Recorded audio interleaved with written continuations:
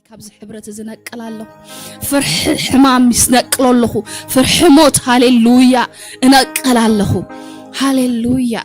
فرحي أنسكير مهان هاليلويا لما علتي سبب رك الله بيسوع كريستوس كابتك أب أستل على أرعد تسبر خمسة صحابة هاليلويا كابتك أب أستل على هاليلويا أرعد فرحي السبب بلا الله هاليلويا فرح زبل جن حك الله بيسوع كريستوس كد فرحي بيسوع كريستوس هاليلويا تأماميني أنا بأملاخ زنبر هاليلويا قال زلنا نسبي هاليلويا لو معلتي نفرحها لو معلتي أوجله هاليلويا قال لنا أنا سئلي خون كنا بز مدرز حلالو قال زلنا سباتنا نايكيدان سباتنا هاليلويا حزب أملاخنا هاليلويا بؤوز تسمنا هاليلويا أب إيدوز وقت أنا هاليلويا أمنا يزال على مزجب هيوت ستصحف السمنا هاليلويا نمنتهي قالنا نفرح نحنا هاليلويا كم منتهينا خنفرح لو ما علتي تصلي على الله هاليلويا فرح زبل خاب حزب أملاك كله على تصلي على الله هاليلويا فرح موت فرح حمام هاليلويا فرحنا هيوت نابرة هاليلويا لو ما علتي صبرك على الله هاليلويا كيد وصع بيسوع كريستوس فرح زبلنا قال الله هاليلويا وقعكالله يسوس بيسوس بتدي تصور سم يسوس مصعكالله فرحي اجن حكالله بجيتا بيسوس كريستوس افرحي اينبرني منفس تبعت بر منفس فرحات ايتوهابكم تصحيفي هاليلويا هاليلويا منفس تبعت يزلن هاليلويا اتينا يسوس زتنسو هاليلويا نايتن ساي منفسا وشت قالو هاليلويا هاليلويا هاليلويا هاليلويا أبي يوحنس ستايبل مجمرة قال نبر هاليلويا تقال دما أبانا يحديرو هاليلويا حواتي تقال زنبرة سقال بيسو أبانا يحديرو هاليلويا سلازي كامنت أين نفرح يسوس بارخ كامنت أين خنب هاليلويا فرحك سمعك نورماليو is very normal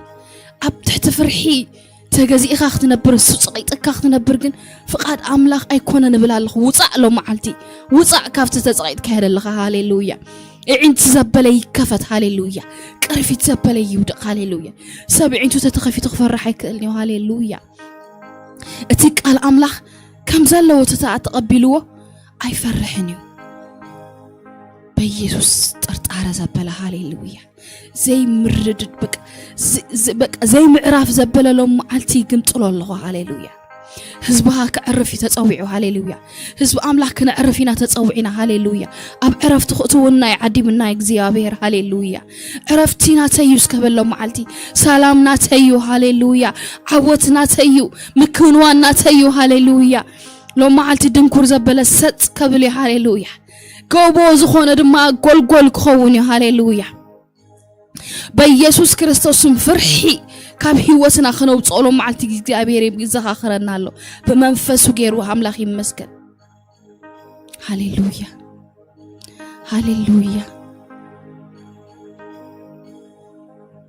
ሃሌሉያ ከም እግዚአብሔር ዝበለመን ይሁ አይትፍሩን አይትሰንብዱን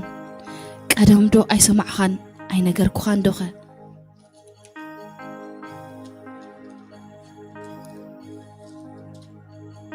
نسخاتكم مسكريهم بجكايدو أملاخ اللويو كلا كوحي البون قال أقوى أفلتن هاليلويا اسكي لو ما حلت خنصلينا هاليلويا أي تفرون أي تسنبدون يبلنا لوك على أملاخ هاليلويا أي تفرون أي تسنبدون يبلنا لوك جابير يبارخ هاليلويا فرحي أنصار أمنتيو أمنت كالو معلتي خنفتشينا لو معلتي هاليلويا لو معلتي أبي الله أمنتي سكمي الله أبتك قلدو الله إيه هاليلويا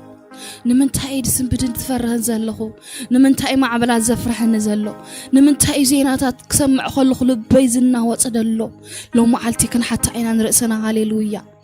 نمنتهي زفرهن سنبدن زلخو هاليلويا هاليلويا نمنتعينا نفرها نسم بدن لو معلتي اسكر اسنا نفتش فرهي كاب أملاخ أيكونا نبلا الله لو معلتي فرهي كاب تخفيو فرح دما حدا خابتي مسارح سيطاني سب بفرحة ترى حزوه بقى ولا حنتي خالا ايدليني لو معلتي كفرحك نوصينا እግዚአብሔር ይባረክ أنا بلو معلتي يأوج الله أتا سمايات سمعوا هاليلويا أتا مدرون سمعي لومي أفرحي أي تحزن يبل الله هاليلويا أي إسرن هاليلويا أي إسرن أبتحت فرحي بل الله لو معلتي يوتس الله نتقالت تأمامين هاليلويا مغنياتو كم እግዚአብሔር زبالي يلن هاليلويا تزملخو أملاخ عبن مفرهنيو هاليلويا سمايات بزي عندي زقوم هاليلويا أوه هاليلويا مدري مرقت أقرو سماي دما سفانو እግዚአብሔር ይባረክ هاليلويا هاليلويا يسوس أوه هاليلويا توكلك أنا من تعز فرق توكلك أسنا من تعز فرق بأخات أمامي ندي بأخات تأمامين الكا تتأمامني خا تأمامين الكا تتأمامني خا بأخات أمامين ندي بأخات أمامين أتستأمن كايوت المكاني هاليلويا نورت تايلوما اتخصق يولك زمصخ املاخ يحفركني لو هاليلويا اتخصق يولك زمصخ املاخ يحفرني بأخات أمامين ندي بأخات أمامين بأخات أمامين ندي هاليلويا هادي أنا برالخو زسرت كايو يلن زنقنخو كاب سفرقو فتيوم تالي تتاررتي كرقتاي مدري عيفرن بأخات أمامي ندي بأخات أمامي داكين بجبواي تأمامنني سلازي بالله يفرهن سلازلن دماي تأمامنني هاليلويا نسخا تنبري خابل الله لهم معلتي تنبرني هاليلويا بزد لي اني زبلن دا ملاخا تنبرن مخان كالو معلت اوج الله سلازلن زي بالله يكون الناتي من باري يزبق بأخا جن التأمامن الله بأخا خنبري بلا الله هاليلويا كورا كورانا بسكس انون كتامين أبخا توكيلو جنا زحفر سبيلن قد كاري وزحفر زتامي سبيلن كله بسماء وبركة زبارك كان أملاخ لو معلت أمنك الله هاليلويا بأخا تأمامين بلا الله هاليلويا بأخا تأمامنا الله هاليلويا أنجيه بموتي أمسي بمئتاوي نجيرات عرب مبلعي لو معلت أكد النقني هاليلويا بأخا جن تأمامنا الله تأمامين بلا الله هاليلويا بحق أرجيت بلا الله تأمامين الكلام معلتي فرحي زبلا كاباي أنكراريو هاليلويا بأخا تأمامين ندي بأخا تأمامين بأخا تأمامين يسوس عارف نبر الله هادي نبر الله تصور كايو يلن بك ولا حارز درخبو يلن أبخا تصوير الله نمنفسي هاليلويا تأمامين الكايو هاليلويا أوه هاليلويا تحدرن نسخايخ داويت حقيكو بسلام تحدرن نسخابين خاطر رح يخيلون أملاخ بسلام تحضر نسخابين خامخانك أمينة تأمامنا الكالو يسوس تأمامين هاليلويا أي تحفرن مخانك زي تقدف مخانك تأمامين الك هاليلويا هاليلويا هاليلويا يسوس تأمامني خانسخابين خام أوه يسوس ألنا زبلو أبيلو هاليلويا هاليلويا نسخاقنا الله خبزفانك نقستاتي حالفوني وردو نشيمو نسخاقنا كل جزي بزفانك هاليلويا كما خازبل أملاخ يلن هاليلويا كما خازت أمامن أملاخ يلن هاليلويا أركيت أبل الله يسوس بأخات أمامين هاليلويا نصبح كريئة أي فرهن هاليلويا أبخات أمينندي أبخات توكيلندي هاليلويا توكيلك أنا من تايزفر تزكيك أنا من تايزفر بأخات أمامينندي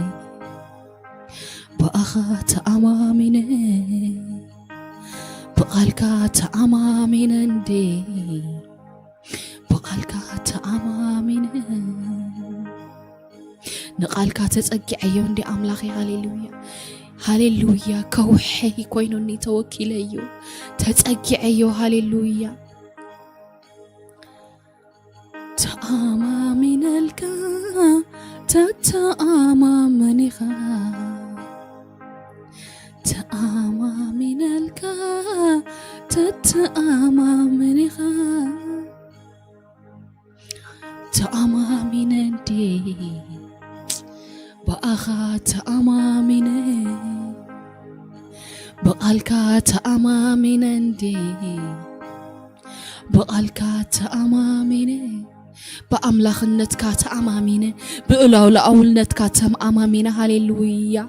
هاليلويا تأمامين يون العلنخا تأمامين يون أملاخنتك تأمامين يو هاليلويا يوعلني يحضرني هاليلويا ينبرني إلى تتأجعك هاليلويا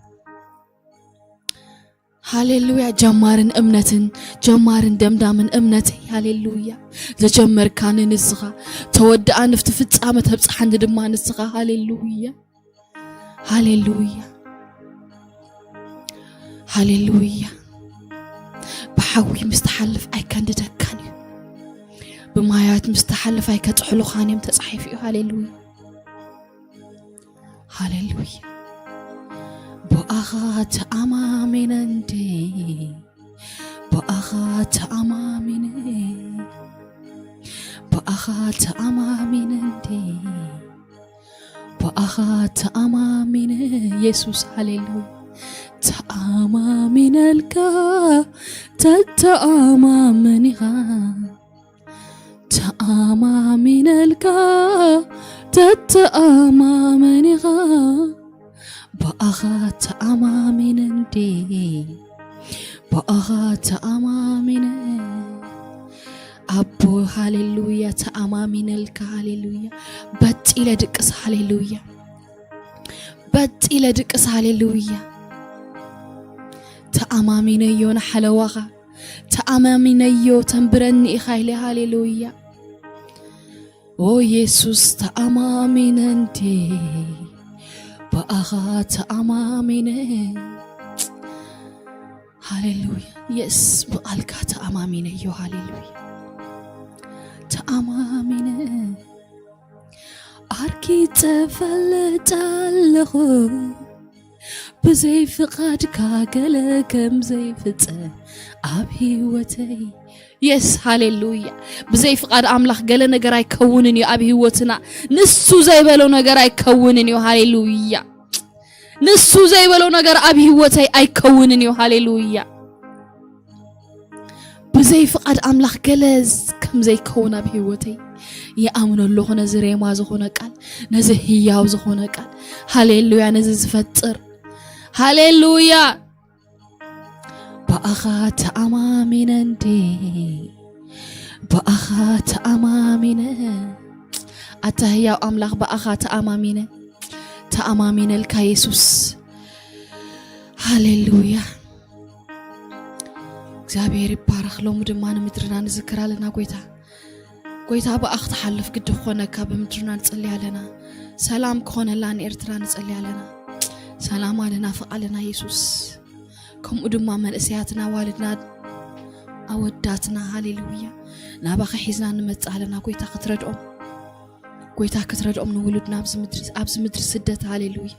ኣብዚ ኮንፊውዝድ ዝኾነ ወለዶ ጀነሬሽን ሎሚ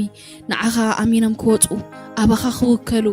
ብርግጽ ኣርሒቆም ክሪኡ ጽልያ ኣለኹሎም መዓልቲ كواتو كفريو فريوم دما نبارخو نصلي الله سيطان يتعوت بدقنا هاليلويا دقيم رأسن برجر أيهونو هاليلويا زرأيهم زبالي يفتهوم مغوس كامت مغوس كخفت قبعت كاستل على كم تداويت أباكي عزيت زلخي النبرز انت يا أخي عسلان لو مدما خفت زيت خان الله يوم علينا كابت دم كان الله يوم علينا انت يا زبلك علبهم هاليلويا نعوم زريعة ناي سيطان عينت ندفن علينا هاليلويا بيسوس كريستوس أبدكي حيلة ألمات هاي سلطني قبل الله هاليلويا أي تحزو مني قبل الله داقيم زي التحزو داقيم زي السور ولد جاكانات ولدو يخونو هاليلويا نصدق إذا جاكان ولدو يخونو بلا الله هاليلويا سعري كامريت كام زنك الكفو نبلا نجر كاو بيوتو من أقل الله أديكشني نقل الله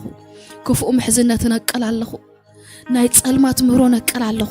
كفو من المماد نورمال ديكونا جنا نورمال جيروز مرمورو سعداتي نقل الله كاب أمرهم كاب منفسهم كاب سوقهم من نقل الله يوصل الله بحيل بنبك بتستوعب إن مسال ولدنات بيسوس كريستوس من نقل الله هاليلويا سألمات زبلة قال الله هاليلويا من قدام برهان يكون هاليلويا حققهم عتق يكون هاليلويا مبارهتهم بروح يكون بالله هاليلويا مبارهتهم بروح حققهم دما بتصدق يتعتق بالله هاليلويا هاليلويا يوصوا بالله دقي يوصوا هاليلويا أي تحزو ولدنا هاليلويا أبز مدر سدتنا كم مناسين إفريم من يكونوا هاليلويا كم مناسين إفريم من يكونوا هاليلويا قالات أمنتنا وتصالنا نمرقهم علينا ندقنا هاليلويا أدمي أمين وحن بالله أدمي أمنا وحيخون كبر خازة زنتو هاليلويا ولد ريوم بقى دق أمريهم أدمت أكيبهم كابز مدرسة حلفو يكون أبز عيد ممتي بموز قص منفس بيسوس كريستوس من أقول الله بيسوس كريستوس كابدك رايل على الله بيسوس كريستوس استنق عليهم ناي سوسايدال زخنا حما زخنا حسب depression بيسوس كريستوس من أقول الله يلا على بالله هاليلويا السخازي تخل كايو أبو لدي عيب قلب الله منفس قدوس زي تخلو عيب قلب الله سيطان أنا دك يسخلوه عبد خامي يستخلو حساب يخون كفات يخون بيسوس كريستوس من أقول الله هاليلويا ينقل الله آمين هاليلويا بيسوس كريستوس كبرنا أملاخ يخون استعرف جزينا نسخة بينها تتعامل لقيتها أبز بوتاز نسخة بينها خبر بمزمورنا بتمرتنا بكل نسخة جنان هاليلويا آمين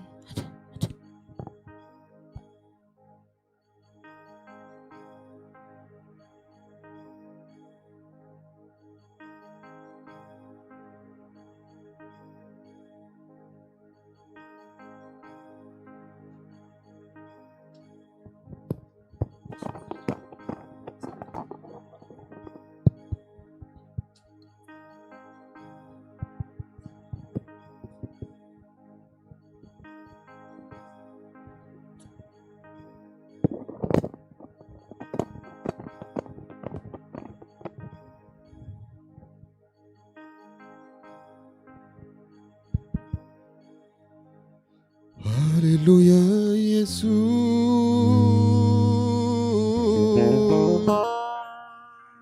هاليلويا هاليلويا يسوع تمسكنك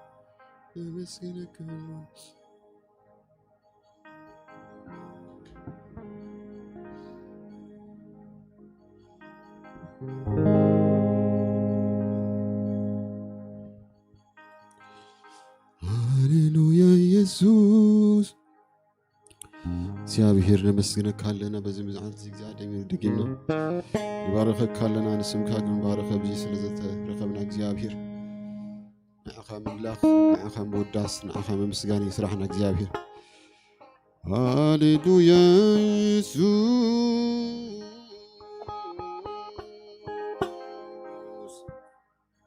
ተመስገን مسكنك لنا يسوس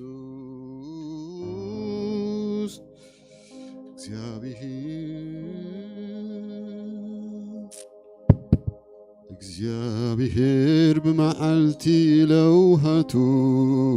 ይሰደለይ እግዚአብሔር በቀትሪ ሙሉ ሳሉ ይለከለይ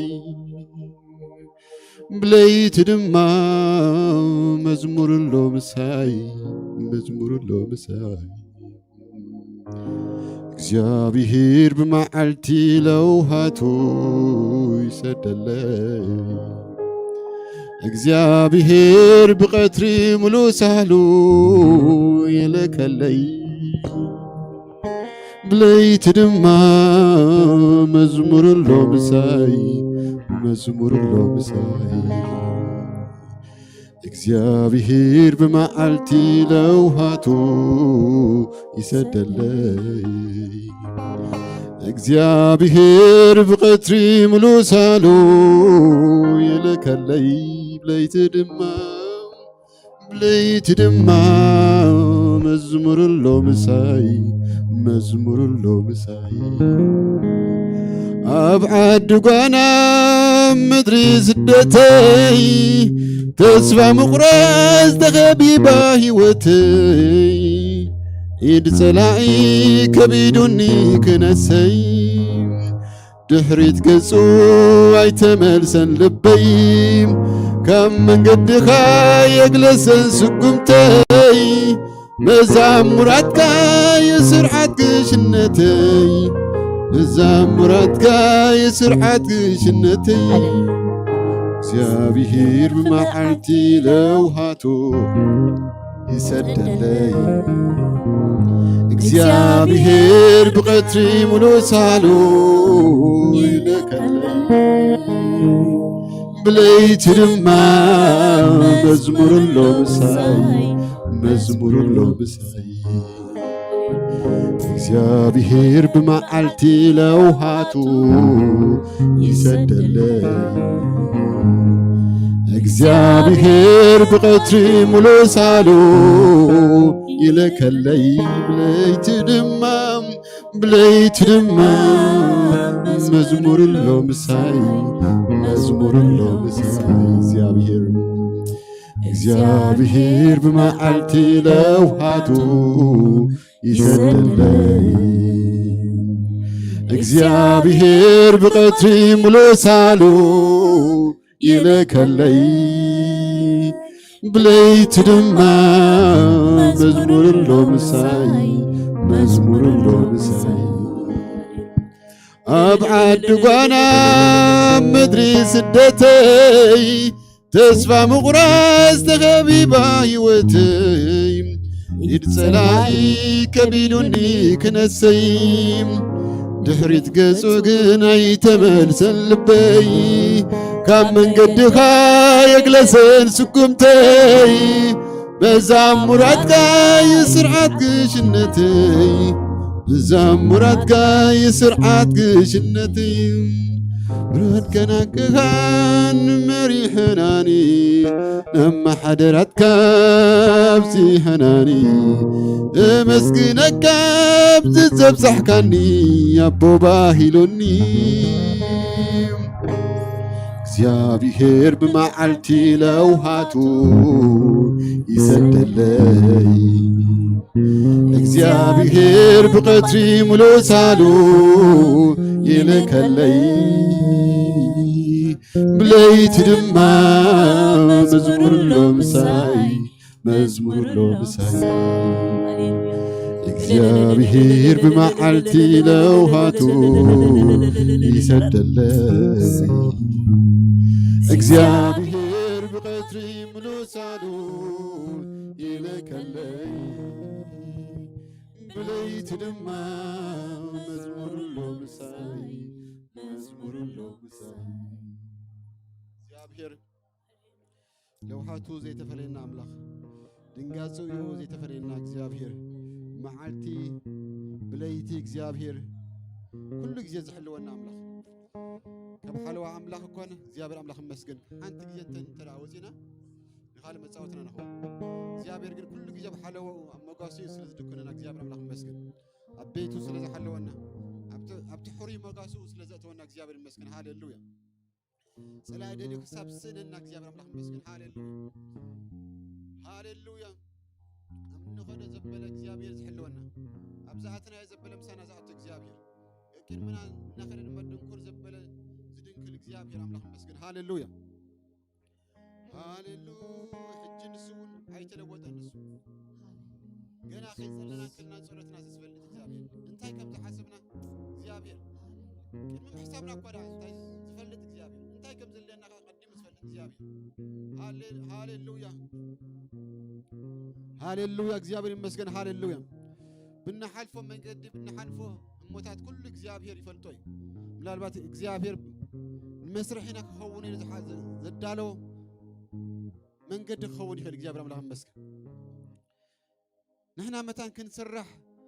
نحنا متالنا مثلي أرأي كريستوس كسام نلوت هاليلويا እግዚአብሔር ዘዳለው እግዚአብሔር መስከን ዘሐል ነሐልፎ መንገድክን ሁሉ በግዲ ግን እግዚአብሔር ከሐልፈካ ከለ እግዚአብሔር መስከን ሃሌሉያ ካብ ጽድቁ ተማቃል መታን ክንከውን ካብ ርሱ ተማቃልት መታን ክንከውን ንክርስቶስ መታን ክንመስል ሃሌሉያ ኢየሱስ ክርስቶስ ጎይታና አምላክን እዩ بوحي جاي تحلفنا هاي تحلفنا يبل قال እግዚአብሔር ክትሐልፈጋ ነገር ግን ብሰኻለኹ በፈተና ይተሐልፈና አይብል እግዚአብሔር ግን ክትሐልፈጋ ነገር ግን በፈተና ብሰኻለኹ ምድረ በዳይ ትኸይና ይብል እግዚአብሔር ኮራህ ትከይደኻ ግን እግዚአብሔር አነ ብሰኻለኹ በሐው ምስተሐልፈ አነ ብሰኻለኹ እግዚአብሔር ሃሌሉያ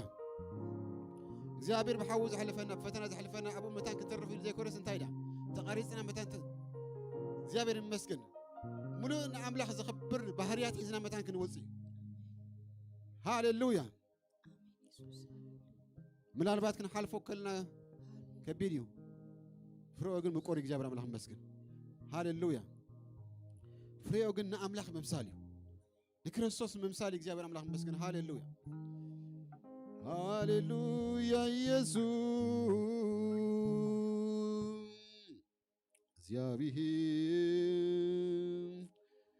ሃሌሉያ ኢየሱስ እስከ መስገን እግዚአብሔር ከመስገን ዝግቦ አምላክ አምና ሐርፈ መንገድ ያምነ ሆደ ዘበለ ሁሉ ምሳና ዝሆነ ጎይታ እግዚአብሔር አምላክ መስገን ሃሌሉያ ኢየሱስ ተመስገን ኢየሱስ ተመስገን ካሎና በዘይካም ምስጋንታ ያሎና ኢየሱስ ንባርከካ ኢየሱስ ዝንርዚ እግዚአብሔር በስረፍ ዲዚ እግዚአብሔር በሐባር ኮይና እግዚአብሔር ነመስግነከ ናአኻ ከነመስግን ናአኻ ከንወድስ እግዚአብሔር ናብዚ መጺናልና እግዚአብሔር በሕብረት ኮይና እሲዩ ስራሕና እግዚአብሔር ሃሌሉያ ኢየሱስ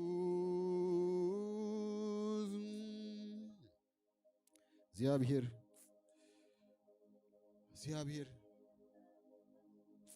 ነመስግነካልና እግዚአብሔር ተመቀልቲ አምላኻዊ ርስኽን ከውን እግዚአብሔር በክርስቶስ ዝመረጽካና በክርስቶስ ዝሓረኻና አምላኽ ነገርና ሁሉ ናባኸነ ወድቆለና እግዚአብሔር ነገርና ሁሉ እግዚአብሔር ዘለና ሕቶታት እግዚአብሔር ዘለና ቁጻር ሁሉ እግዚአብሔር ናባኸነ ቀርበለና ንስኻ ዘይትሪኦ ንስኻ ዘይትፈልጦ ነገር የለን ኣብ ቅድመኻ ሁሉ ግሉጽ እግዚአብሔር ኣብ ቅድመኻ ሁሉ ቀሊል እግዚአብሔር ሃሌሉያ ኢየሱስ እግዚአብሔር ነመስግነካልና እግዚአብሔር ነገርና ከይኮነን ኮለ እግዚአብሔር ትፈልጦሃ እግዚአብሔር ሕቶታትና ትፈልጦሃ እግዚአብሔር ናዊስትና ህንቀውታ ንስኻ ትፈልጦሃ እግዚአብሔር ድልየታትና ንስኻ ትፈልጦሃ እግዚአብሔር በብጊዜው ግቦ ምላሽ ትህብ አምላኽ በትራይት ጊዜው በትቅንዕ ዝኾነ ጊዜ እግዚአብሔር ሳይት ድንጉን አይተቀድምንካ ኩሉ ጊዜ ግን ኣብ ሰዓትታ እግዚአብሔር ሃሌሉያ እግዚአብሔር ተደንጉ እንኳን ተመሰለ ታይግበረ ቢል ተጸበየ ተመሰለ ማለት ስለዚህ እግዚአብሔር አይደንጉኒ ማለት አብታ ሰዓቱ ግን እምን እግዚአብሔር ናት እግዚአብሔር ዝፈልጣ ሰዓት ቅንዕት ግዚያ ቅንዕት ዝኾነተከ እግዚአብሔር አምላክ ይመስገን ሃሌሉያ እግዚአብሔር አምላክ ይመስገን ወላ ኢየሱስ ክርስቶስ ክስቀል ጓላ እንተ ኾነክ አብትና መጀመሪያ 30 ዓመት አገልግሎቱ አይተሰቀለን ኢየሱስ ክርስቶስ ናም ጸድፊ ኮስድዎ ከጽድፎ ፈቲነም እዩ ክርስቶስ ሓልፈላ መንገዲ ግንሳ አይኮነትም ክርስቶስ ሓልፈላ መንገዲ ቅንዕት ግዚያ ክፍጸበሎ እግዚአብሔር እታ ቅንዕት ግዚያ ሃሌሉያ ንስኻ ኣብ ቀራንዮ ክስቀል ሃሌሉያ ኢየሱስ ክርስቶስ ጎይታን አምላኽን እዩ ስለዚህ እግዚአብሔር ራይት ዝኾነ ታይም ዝጽበ ሃሌሉያ ኣብ እግዚአብሔር ዘይምፍላጥ ዝበሃል ነገር ይሰርሕኒ ኣብ እግዚአብሔር ጌጋ ዝበሃል ይሰርሕኒ እግዚአብሔር ኣብ ተቕንዕቲ ግዜ እግዚአብሔር አምላኽ ይመስገን ንዓና ትመስለና ቀዲማ ትኮን ትኸድያ ሳግና ይኮነትን አምላኽ ዝመረጻ ግን ታምሩጽ ዝናዓው ግዜ እግዚአብሔር አምላኽ ይመስገን ሃሌሉያ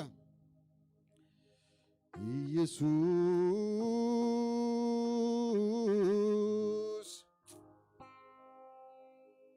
አበኻብቲ ኩሉ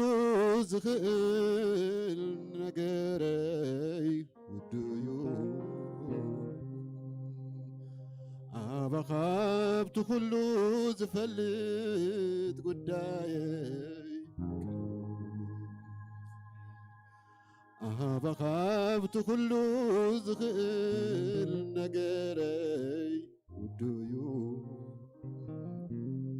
አበኻብቲ ኩሉ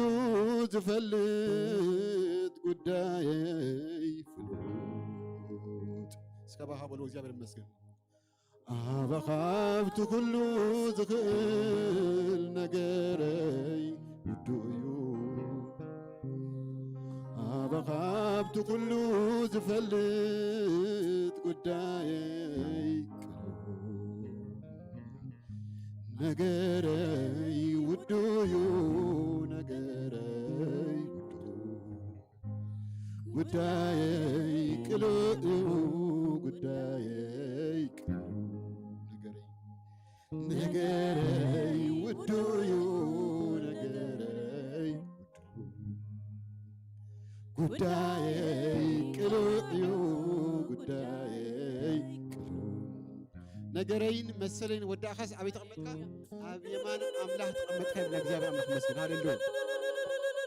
ሃሌሉያ ኢየሱስ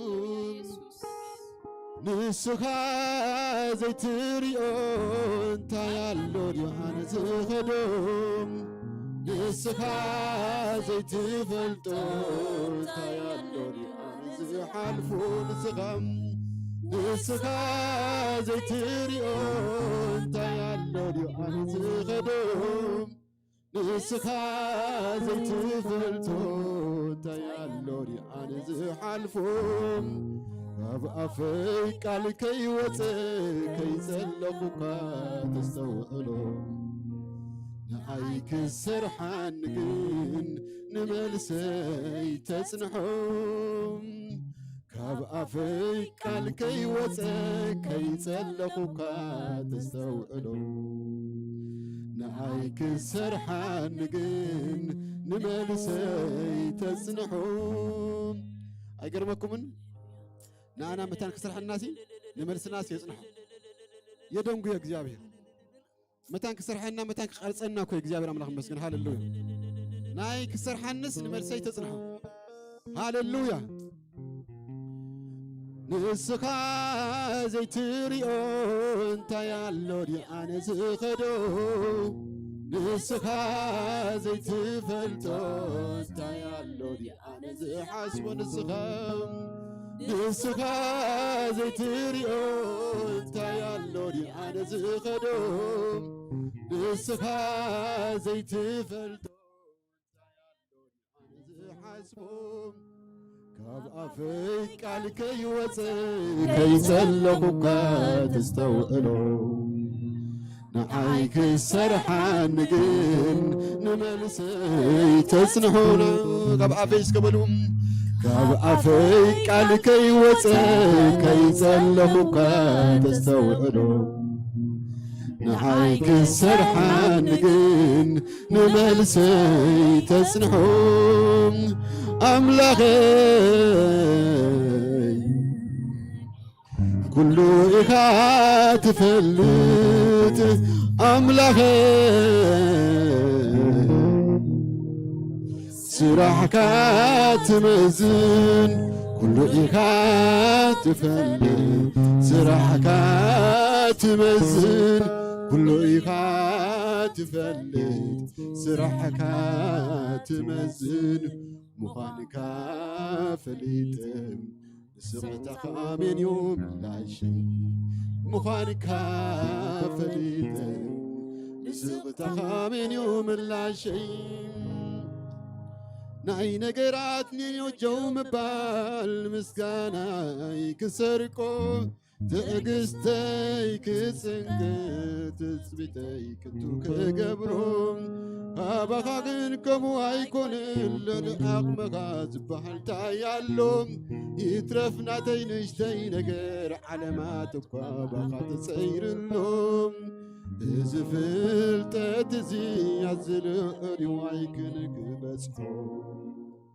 نسقتا خامين كبل أقم خوين اللوم زفلت تزي عزلقري ويكنك بسحو مساخاك السمامام حيل خوين اللوم ጸሎተይ ይመለስ አይመለስ ሕጅው ጎይታ ሕይወተይኻ ቁጻረይ ይፈታሕ አይፈታሕ ሕጅው ጎይታ ሕይወተይኻ ድልየተይ ይፈጸም አይፈጸም ሕጅው ጎይታ ሕይወተይኻ ንስኻ ስቕ እንተ በልካ መን ዝኸውብ ዝነቕፈካ ጎይታ ሕይወተይኻ ጎይታ ሕይወተይኻ ጎይታ ሕይወተይኻ ጎይታ ሕይወተይኻ ጎይታ ሕይወተይኻ ጎይታ ሕይወተይኻ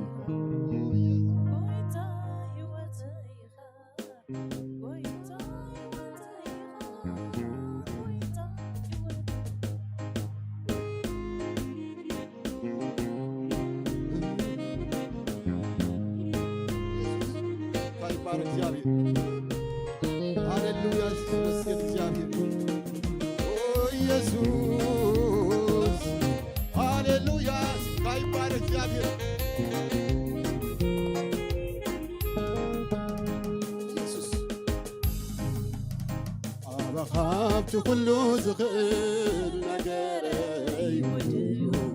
አባኻብቲ ኩሉ ዝፈልጥ ጉዳየይ أبخابت كل زغل نجاري ودويو أبخابت كل زفل وداي نجاري نجاري ودويو وداي وداي كده وداي سكنا نجاري بدو نجاري ودويو وداي ጉዳይ أبخابت كل زغل أبخابت كل زغل نجاري ودويو أبخابت كل زفل ጉዳይ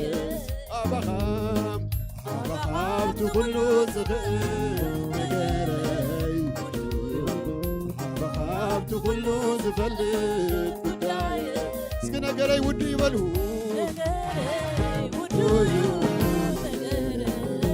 ጉዳይ ጉዳይ ነገረይ ነገረይ ውድዩ ጉዳይ ጉዳይ ጉዳይ እስከ ንስኻ ዘይትሪኦ እንታይ ኣሎ ኣነ ዝኸሎ ንስኻ ዘይትፈልጦ ታያሎ ንስኻ ዘይትሪኦ ንስኻ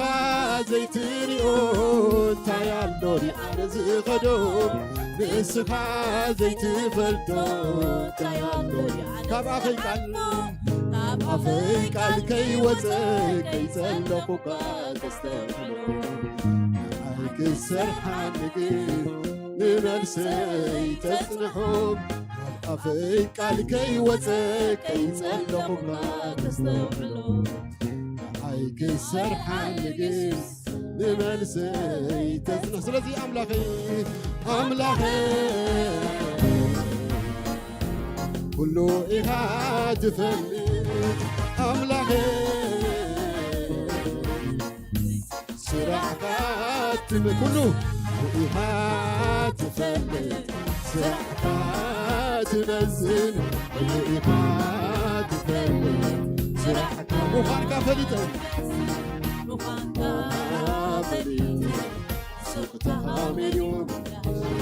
ምዃንካ ፈሊጠ ንስኻ ዘይትሪኦ ንስኻ ዘይትሪኦ ታያሎ ዝኸዶ ንስኻ ዘይትፈልጦ ታያሎ ንስኻ ዘይትሪኦ ንስኻ ዘይትሪኦ ታያሎ ኣነ ዝኸዶ ንስኻ ዘይትፈልጦ ታያሎ ካብ ኣፈይ ቃል ከይወፅእ ከይጸለኹካ ተስተውዕሎ ኣይክሰርሓንግ ንመልሰይ ተጽንሖም ኣፈይ ቃል ከይወፅእ ከይጸለኹካ ተስተውዕሎ ኣይክሰርሓንግ ንመልሰይ ስለዚ ኣምላኸይ ኩሉ ኢኻ ትፈልጥ ኣምላኸይ ስራሕካ ትመስል ኩሉ ኢኻ ትፈልጥ ስራሕካ ትመስል ኩሉ ኢኻ ትፈልጥ ስራሕካ ምዃንካ ፈሊጠ ስቕታኻ መን እዩ ምዃንካ ፈሊጠ ስቕታኻ መን እዩ ምላሽ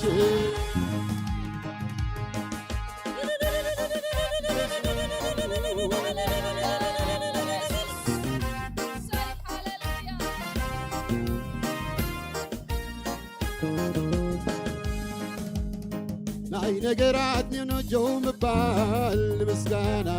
ይክሰርቆ ትዕግስተይ ክጽንተይ ክገብሮ ኣባኻ ግን ከምኡ ኣይኮነን ለዓቕምኻ ዝበሃል ታያሎ ይትረፍ ናተይ ንእሽተይ ነገር ዓለማት እኳ ተሰይሩሎ ያዝልዕልዩ ኣይክልን ክበጽ ስፍታኻ መን ክብል ዓብኾይ ንብሎ ዝፍልጠት እዚ ያዝልዕልዩ ኣይክልን ክበጽ ስኻ ክስመም ዓቕሚኾይ ንብሎ ኣምላኸይ ናካ ትፈልም ኣምላኸይ ስራሕካ ትመዝን ኢኻ ትፈልጥ ስራሕካ ትመዝን ኢኻ ትፈልጥ ስራሕካ ምዃንካ ፈሊጠ ስቕታኻ መን እዩ ምዃንካ ፈሊጠ ስቕታኻ መን እዩ ምላሽ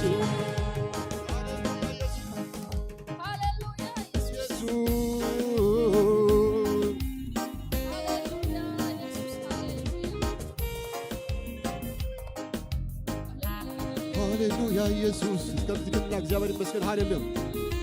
ሃሌሉያ ጸሎተይ ይመለስ አይመለስ ፍርዱ ወይታ ሕይወተይ ይኻ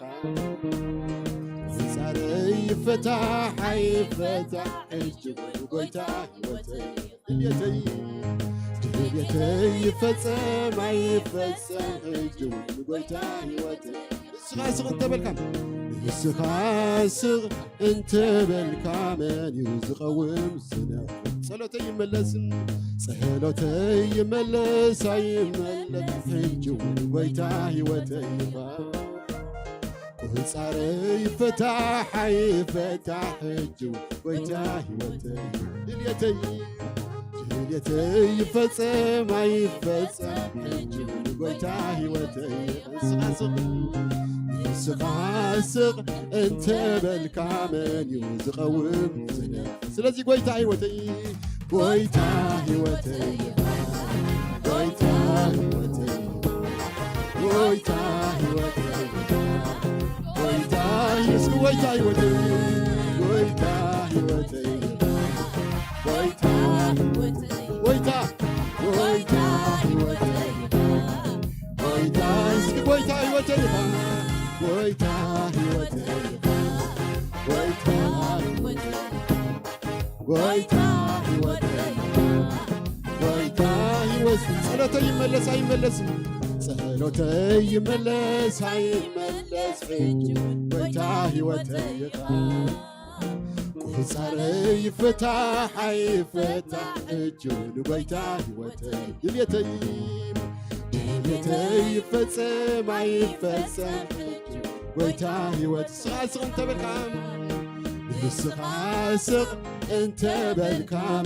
يزقوم سنة سلازي ويتاهي وتاهي ويتاهي ويتاهي وتاهي ويتاهي ويتاهي بلو ويتاهي وتاهي ويتاهي وتاهي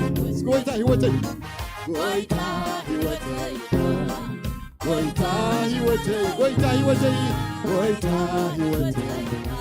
وتاهي ويتاهي وتاهي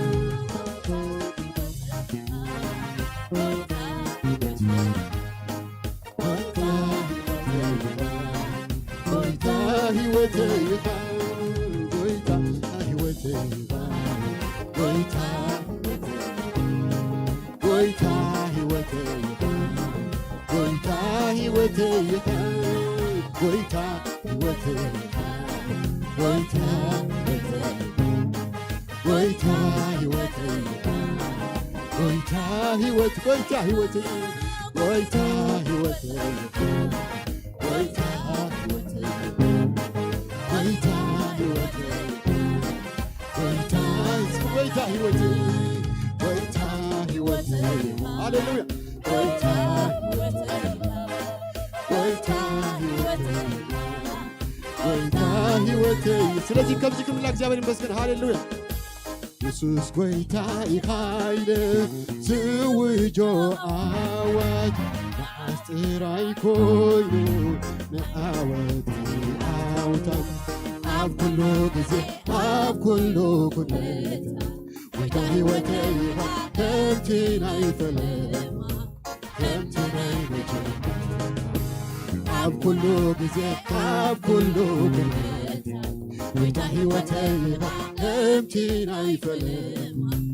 ከምቲ ስለዚ ጎይታይ ወይታይ ወይታይ ወይታይ ወይታይ ሃሌሉያ ወይታይ ወይታይ ወይታይ ወይታይ ወይታይ ወይታይ ወይታይ ወይታይ ወይታይ ወይታይ ويتاهي وتاهي ويتاهي وتاهي ويتاهي وتاهي ويتاهي وتاهي يسوع يسوع وتاهي يسوع وتاهي يسوع وتاهي يسوع وتاهي ኢየሱስ ይወተይ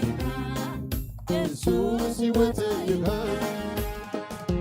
ብፍቅርኻ ዓቢይ ጥዕምካ ከመይ ምዃንካ بلوص رخيبيو كابس عالم زبيتك قويتاي بفورق عابي كمي مخانك بلوص رخيبيو كابس عالم زبيتك قويتاي كحاسبو كستنتنو زتقبر اللي ولد أحاسك حاسبو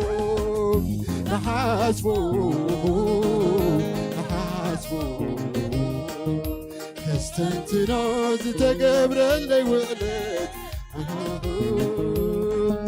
زمريو زمتني أفكا خذت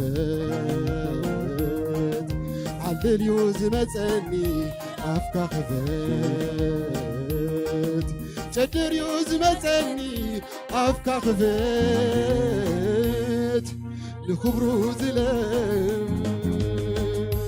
حاسبو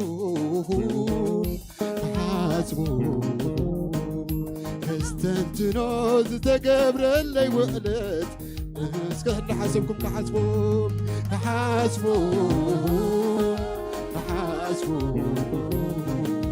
كستنتنو زتقبر اللي وقلت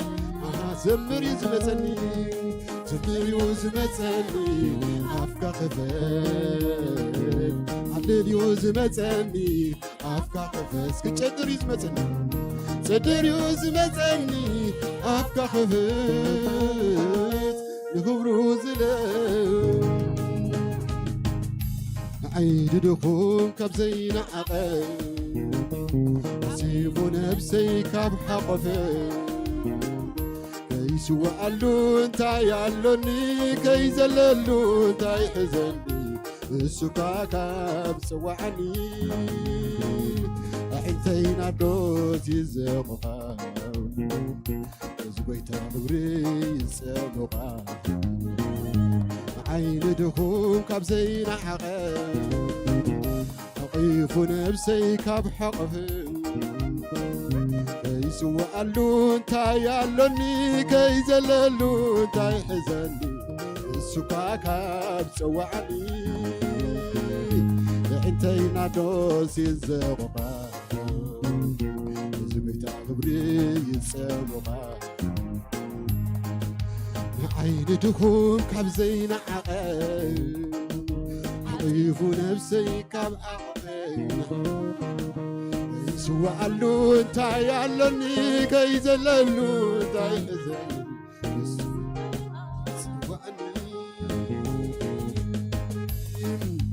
انتين عدوت يزوقا زويتا غبري يزوقا هاليلويا يسوع او يسوع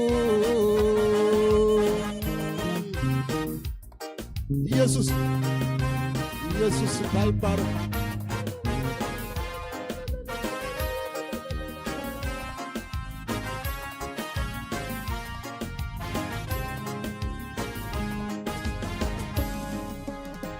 አይደልን የክርህ ካባኻ አይደልን የክዝም እንታይዶ ጽቡቕ አሎንዩ ኢየሱስ ብዘይካኻ ጽባቐይ ክብረተይ ዝምካሓሉ ሃብተይ ዘለዓለም ርስቲ ንስኻ እንዲኻሞ ኢየሱሰይ ንዘለዓለም ርሳብቲ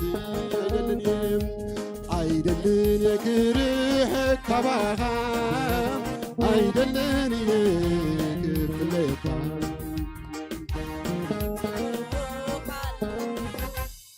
ኢየሱስ ብዘይካኻ ጽባቐይ ክብረተይ ዝምካሓሉ ሃብተይ ዘለዓለም ርስቲ ንስኻ እንዲኻሞ ኢየሱሰይ ንዘለዓለም يتبرسك عيدلن يكرحك كباغان عيدلن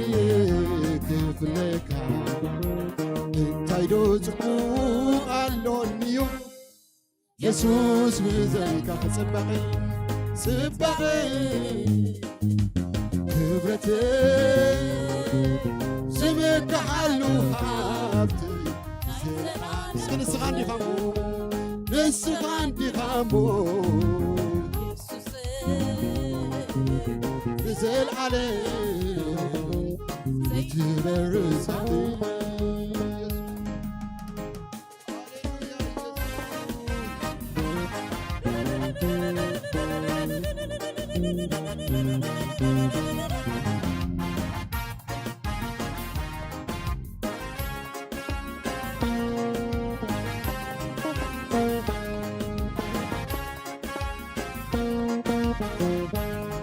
هادكوا يلن كماغا يسوس يلن كماغا هادكوا يلن كماغا يسوس يلن كماغا هادكوا يلن كم يسوس يلن كم هادكوا يلن كماغا يسوس يلن هادكوا يلن كم يسوس هادكوا يلن يسوس يلن عدوكا يلن كماغا يسوس يلن اسكا عدوكا بالنظر لكم عدوكا يلن كماغا يسوس يلن عدوكا يلن كماغا يسوس العدوكا يلن كماغا يسوس يلن أملاغي يلن كماغا وقويتاي يلن كماغا يسوس أملاغي يلن كماغا وقويتاي يلن كماغا يسوس عدوكا يلن كماغا يسوس يلن كماغا يسوس عدوكا يلن كماغا يسوس عدوكا يلن كماغا يسوس عدوكا يلن كماغا يسوس كنا تردكم عدوكا يلن كماغا يسوس يلن كماغا عدوكا يلن كماغا يسوس عدوكا يلن كمو عدوكا يلن يسوس حسك عدوكا نارت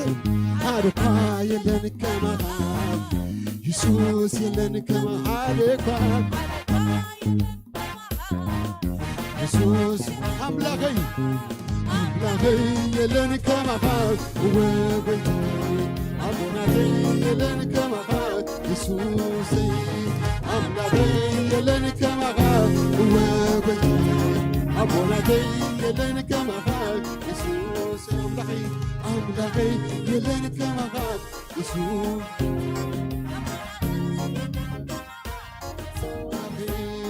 أملاغي يلن كماغا وبيتي أبوناتي يلن كماغا يسوسي أملاغي يلن كماغا يلن كماغا يسوسي كدانو اديو زكيهم سمايات عنقلقلو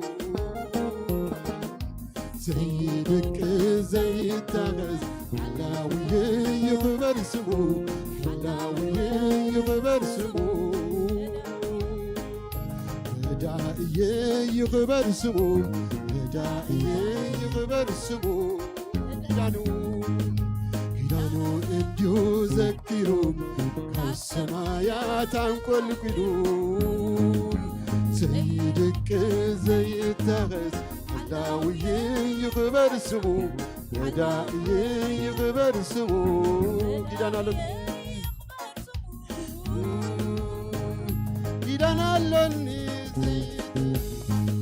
وني نبتي مقدس عدي حدش كيدان بدم يسوع زي العالم زي برز زي العالم زي برز زي العالم زي برز زي العالم زي برز كيدانو انديو ذكرو سمايات انقل كيلوس كيدانو ذكرو كيدانو انديو ذكرو كاب سمايات انقل كيلو كيدانو ذكرو كيدانو انديو ذكرو كاب سمايات انقل كيلو تسفون تسفا انديو ذكرو كاب سمايات انقل كيلو كيدانو ذكرو كيدانو انديو ذكرو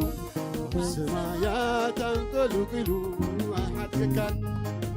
اي حد كان اي تلمكان التوحش جايب لكان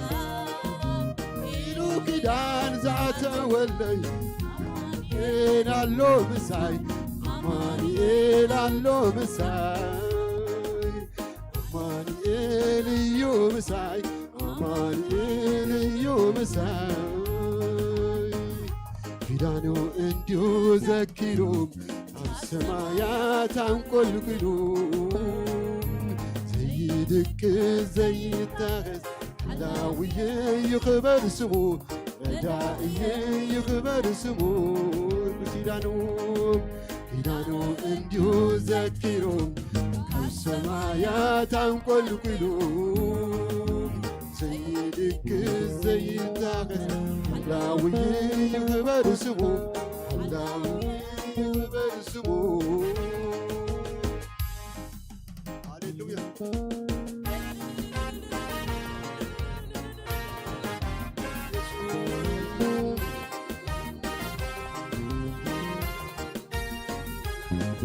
وحكي زحكوس عجايوم يسوس بقاسي يكام كم يسوس بلي ركابين لبغا زغسلك عبتحت سلالنا يا خنافو عمس مصد رخيبين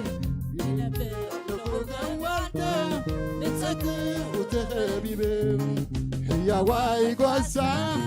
يسوس يا واي قوسا يا واي قوسا يسوس يا واي قوسا يا واي أبو يا واي أبو يسوس يا واي أبو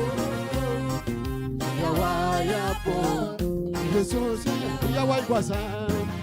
يا واي قوسا يسوس يا واي قوسا يا واي قوسا يا واي أبو يسوس يا واي أبو يا واي أبو يسوس يا واي بحق زحكوس بحق زحكوس عجايو يسوس قبازي يقال كم يسوس بليل لبغا زغسلك أبتحدي زلانا يا اسمه صدق رقيبين ينبر على خوك مسكين وتهبيبين يا واي قوسا يسوس يا واي قوسا يا واي قوسا يسوس يا واي قوسا يا واي أبو يا واي يسوس يا واي أبو يا واي أبو يسوس يا واي أبو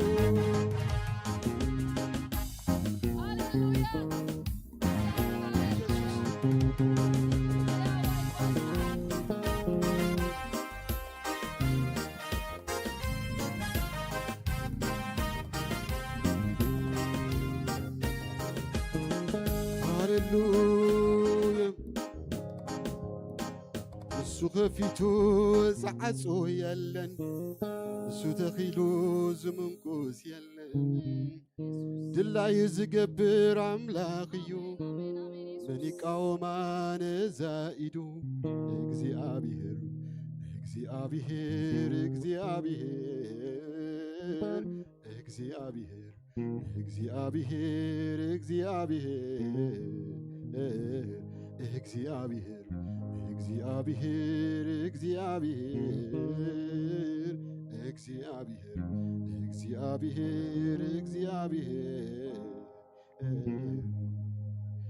ንስተኺሉ ዝምንቁስ የለን ንስኸፊቱ ዝዓጽ የለን ድላዩ ዝገብር አምላኽ እዩ መን ይቃወማ ታነዛኢዱ እግዚአብሔር እግዚአብሔር እግዚአብሔር እግዚአብሔር እግዚአብሔር እግዚአብሔር እግዚአብሔር እግዚአብሔር እግዚአብሔር እግዚአብሔር እግዚአብሔር እግዚአብሔር ንሱ ከፊቱ ዝዓጹ የለን ንሱ ተኺሉ ዝምንኩስ የለን ድላዩ ዝገብር እዩ ኣምላኺ መን ዝቃወማ ነዛኢዱ እግዚአብሔር እግዚአብሔር እግዚአብሔር እግዚአብሔር እግዚአብሔር እግዚአብሔር እግዚአብሔር እግዚአብሔር እግዚአብሔር እግዚአብሔር እግዚአብሔር ንጸላኢ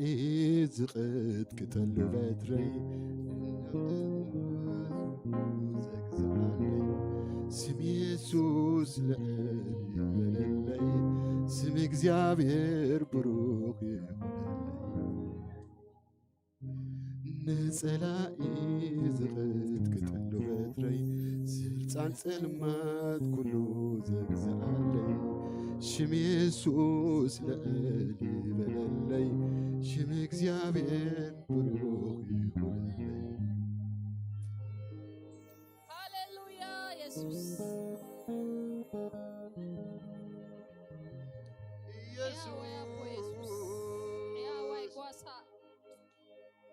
ሃሌሉያ ኢየሱስ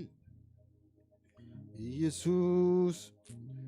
ንዓይኒ ድኹም ካብ ዘይነዓቐ ሓቒፉ ነፍሰይ ካብ ከይስዋዓሉ እንታይ ኣሎኒ ከይዘለሉ እንታይ ሕዘኒ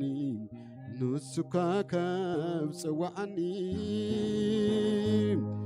እንተይ ናዶስ ይዘቕቓ ንዝጐይታ ኽብሪ ይጸመቓ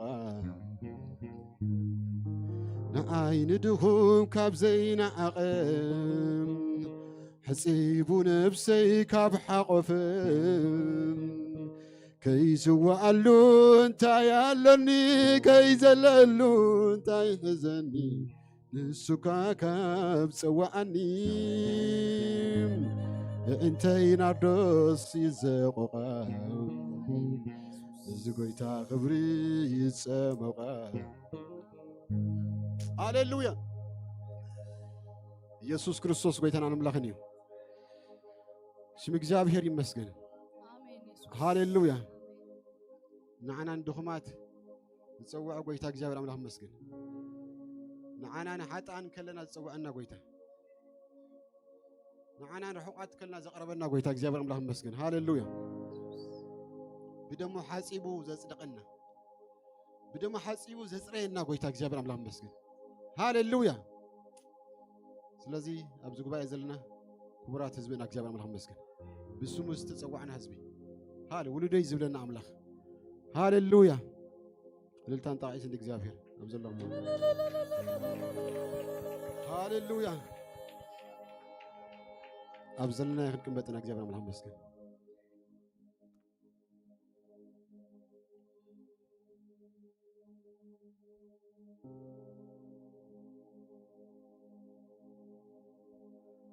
እግዚአብሔር ይመስገን እንኳን በሰላም ለቤት እግዚአብሔር መጻፉ የኩላ ያኳ ያጸራሉ ማለት ከመጀመርታ ይዘከና መጀመርታ ማለት እግዚአብሔር ይመስገን እንኳን በሰላም ለቤት እግዚአብሔር መጻፉ አሜን ነው እንተ ዳሉ ድምጽ ነው ሄዶ እንኳን በሰላም ለቤት እግዚአብሔር መጻፉ እግዚአብሔር አምላክ ይመስገን ክብሩን አምላክ ይሁን አቤት አምላክን ሁሉ እግዚአብሔር በምህረቱ ዝደገፈና ስም ኣምላኽና ይባረኽ ኣብ ቤት ኣምላኽ ዘይምህላው ስለ ዘሎ ማለት እዩ ኣብ ጉባኤ ቅዱሳን ዘይምሕዋስ እውን ስለ ዘሎ ኣብ ጉባኤ ሕሩያን ዘይምሕዋስ እውን ስለ ዘሎ እግዚአብሔር ኣምላኽ መስግን ኣብዚ ክርከብ እግዚአብሔር ምሕረቱ ስለ ዘብዝሐልና ስም ኣምላኽና ይባረኽ ኢየሱስ ክርስቶስ ጎይታና ኣምላኽን ናብ ኩነታትና ስለ ንረአና በእግዚአብሔር ይመስገን ንእግዚአብሔር መቅደስ ሒዝልና ንቀሳቀስ ሰባት ኮይና እግዚአብሔር ኣምላኽ መስገን መለኮት ሒዝና ንቀሳቀስ ሰባት እግዚአብሔር ኣምላኽ መስገን ስለዚህ እግዚአብሔር ክጽውዕ እንከሎ እግዚአብሔር መስገን ካብ ኩሉ ፍጥረት ዝበለጸ ይጽውዕና አይመስለኩምኩም ምክንያቱ ፍጥረት ክፈጥር ከሎ እግዚአብሔር ይኹን ይኹንና በለ ፈጢሩ ኩሉ ይኹን እንዳበለ ፈጢሩ ንሰቡን ይኹን ክብል ይኽእል ነይሩ እግዚአብሔር ምንም ዝግድር ይሆን ደላይ ገብር ዝኽእል ኣምላኽ ካብቲ ባህሪኡ ተመቀልቲ መታን ክንከውን ግን ኢዲኡ ሓዊሱ እግዚአብሔር ኣምላኽ መስገን ኢዱ ስራሕትና እግዚአብሔር ኣምላኽ መስገን ክብረን ኣምላኽ ይኹን ስለዚህ ምስ ወደቀና ኣዳም ምስ ወደቀ ውን ሰብ ጥራይ ምሕረት ተገይሩሉ ብክርስቶስ ኢየሱስ መላእኽቲ ሓንሳ ምስ ወደቀ ነቶም ዝወደቁ መላእኽቲ ምሕረት ይትገብረሎም እንስኻቱም ግን እግዚአብሔር ቃል ኣምላኽ ተዝብለ ንዘርኢ አብርሃም አልዕልዎ እግዚአብሔር ኣምላኽ መስገን ስለዚህ ምናልባት ሒዘልኩም እቲ ግዜ ኣብ ኩልኩም መተንባህታ እግዚአብሔር ኣምላኽ መስገን ሰሙናዊ መደባትና ከምቲ ዘለዎ ማለት እዩ ናይ ረቡዕ ሰዓት 6:40 ቲንክ ዝሓለፈ ግዜ ፀይቡና ነይሩ ቦታ ይመስለኒ ካብ ብዙሕ ምምፃእ ዝኣክል እዚ ቦታ ፀይቡና ነይሩ ስለዚህ ኣፀቢቑ ክፀብብ ከዓ መታን ክኸውን እግዚአብሔር ኣምላኽ መስገን ምፅኦ እግዚአብሔር ኣምላኽ መስገን ጎይታ ክድግፈኩም እዩ በታ ዝረኸብኩምላ ግዜ ዓዲኩም ጉፁ ከይዓደካ ዝበሃል ነገር የለን ግን ነፍስና ሓይትና ንፈልጥ ዶ ከምዚልና ሓንቲ ግዜ ወርሒ ክህሉስ ይግባአኒ ኢልና ሓሲብና ንፈልጥ ዶ ተዋሓደ ማለት ሚኒመም ኣብ ወራስ ሓንቲ ግዜ ቤት ኣምላኽ ክጽልይ ይግባአኒ ኢልና ሓሲብና ንፈልጥ ነፍስና ሓሲና ንፈልጥ ምናልባት ተዚ ሓይትና ሎም ሕተታ ማለት ድሕሪኡ ኩሉ ነገር ክኸውን ስለ ዝኽእል ማለት ኣብዚ ብሓባር ተጸሊና ጥራይ እዩ ነገራትና ክከናወን ዝኽእል ብድሕሪኡ ነብሳት ክድሕኑ ዝኽእሉ ክፍወሱ ዝኽእሉ ናይ እግዚአብሔር ስራሕ ክከናወን ዝኽእል መጀመርያ ንጸሎት እንህቦ ስፍራ እዩ ስለዚህ ሓንቲ ግዜ ወርሒ ተዋሓደ ሚኒማም ሪኳየርመንት ማለት ተዋሓደ ሓደ ግዜ ኣብ ቤት ኣምላኽ ክህሉ ክጽልይ ኣለኒ ስለይን ስለ ህዝበይን ስለ ሃገረይን ስለ ውልደይ ስለ ደቀይ ስለ ዓደይ ስለ ኩሉ እግዚአብሔር ኣምላኽ መስገን ከምኡ ኢልና ነፍስና ንሕተታ እግዚአብሔር ጋር ክድግፈና እግዚአብሔር ኣምላኽ መስገን ስለዚህ ሓይሊ ዝህብ ጎይታ ግን ንኸይትመጽእ ግን ዝፈታተነካ ዝሕዘካ ነገራት መወዳእታ ይብሉ ወላ ነፃ ምስኹን ካሉ መዓልቲ ፕሮግራም ትሰርዕ ሕጂ እንተወሓደ ዝወንዘፍ ተላዕ ኮይኑ ወንዚፍና ኣብዚ ቤት ኣምላኽ ንረከብ ግን ፕሊስ ምሕረት ኣምላኽ እንካሬጅ ገብረኩም ነገረኩም ይደል እግዚአብሔር ኣምላኽ መስገን ስለዚህ ባይብል ስታዲ ንኸይደልና ምሽ ንቐጽለልና ኣይቋረጽናን ቶም ንምልስ ቶም ዘይንምልስ ማለት እዩ ሶሪ ጌታ ባርክ ባይብል ምንባብ ማለት ነው መጽናዕቲ መጽሐፍ ወይ ከዓ ምንባብ ናይ መጽሐፍ ቅዱስ ቶም ዘይርከብኩም ኣርክቡ ቶም ዝወዳኹም ጎይታ ይባርኩም ቶም ዘይወዳኹም ፕሮሰስ ዘለኹም ከኣኒ ኣምላኽ ክወደኩም እዩ እግዚአብሔር ኣምላኽ መስገን ስለዚህ ቃልኻ ንብላዕ ምስቲ ጸሎት ዝበልናዮ ቃል ምብላዕካ ኣገዳሲ እግዚአብሔር ይመስገን ካልእ እንታይ ክልል እግዚአብሔር ኣምላኽ መስገን ኣብ ግዜና ከኣኒ እሙነትና ኣብ ግዜና ናም ደስ ኣብዚያ ሰዓት 10 ቅድሞ መጽና ማለት መዘምራን ተላኺኖም ቅድሞ ይመጹ ኩልና ግን ኣብ ግዜና እንተዳ ምሻሎ ካብ ኩሉ ከሓልፍና እንደለ ኮይና ኣብ ጸሎት ክንመጽእ እንተዳ ኣብ ጸሎት ቀዲምና መጺና ኩሉ ድሕሪኡ ስለ ዘሎ ሽግር ይብሉ ግን መብዛሕትኡ ግዜ ኣብ ረቡዕ ንመጽን ኣብታ ናይ ጸሎት ግዜ ሰንበት ከዓ ዘይንመጽን ተራ ኮይና ከመይና ክንከውን ስለዚህ ነታ ናይ ጸሎት ትመጹላ ግዜ ጸሎተን ናይ ረቡዕን ናይ ሰንበትን ግዜ ክትመጽ ቀልጢፍ ክትመጽ ወጥኑ ፍላይ ሰንበት ዋላ ሰንበት ዋላ ረቡዕ ማለት ስለዚህ እስኪ በይት ግበርዎ ኣሬንጅ እንትና ነገራትና ኣሬንጅ ገርና ክኸውን ይኽእል ክኸውን ዘይክእል ነገር የለን እግዚአብሔር ኣምላኽ መስገን ክብርን አምላኽ ይኹን ስለዚህ ኣብ ግዜና ተዋህደ ገዚያው ማለት ብዙሕ ነገር ናብራ ነገር ናይ ብዙሕ ነገር ዝውጥና ግን ክንመጽእ ቀልጢፍና ንፈትን ቀልጢፍና ክንመጥን መጥን ምክንያቱ ኣምላኽ እዩ ዝፅበየና ዘሎ ንጉስ እዩ ዝፅበየና ዘሎ ክብርን አምላኽ ይሁን ኢየሱስ ክርስቶስ ጌታና አምላኽ ይሁን እሽር መባድ መጀመሪያ ህጽልይ ዝምሩ ዝምሩ ዳሪ መጣን ከዝምሩ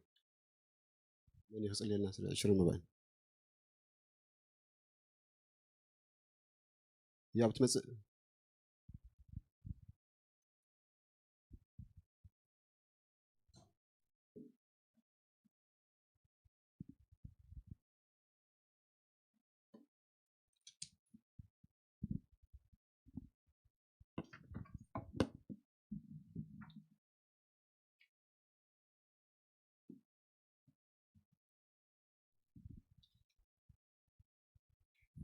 አቦ ነመስግነካ ኣለና እግዚአብሔር አምላኽና ለሙን በምሕረትካ ምህላውና ካባኻ ይሞ ተመስገን እግዚአብሔር ሆይ ስለተዛሃብካና ሁሉ ነገር ክብር ንዓኻ ንበካ አምላኽና እግዚአብሔር እጂ ድማ ጥዕና ጉልበት እንዳሃብካ ወፂና ኣቲና ክንሰርሕ ዝገበርካን ዝሓለኻናን ንስኻኢኻሞ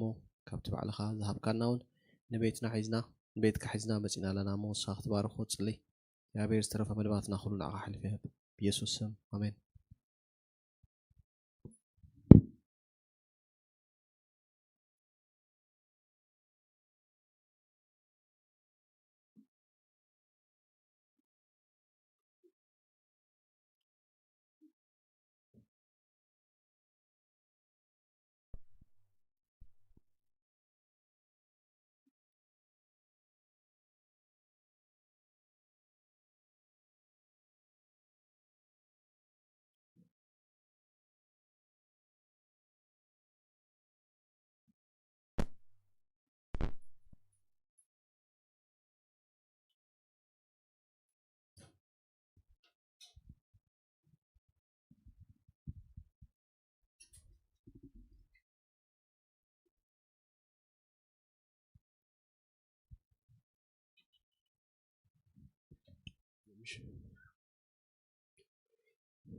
እግዚአብሔር ይመስገን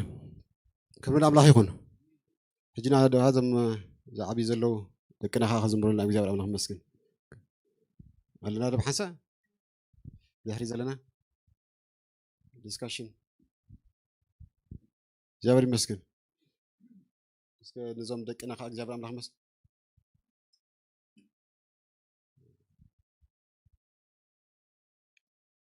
ኦኬ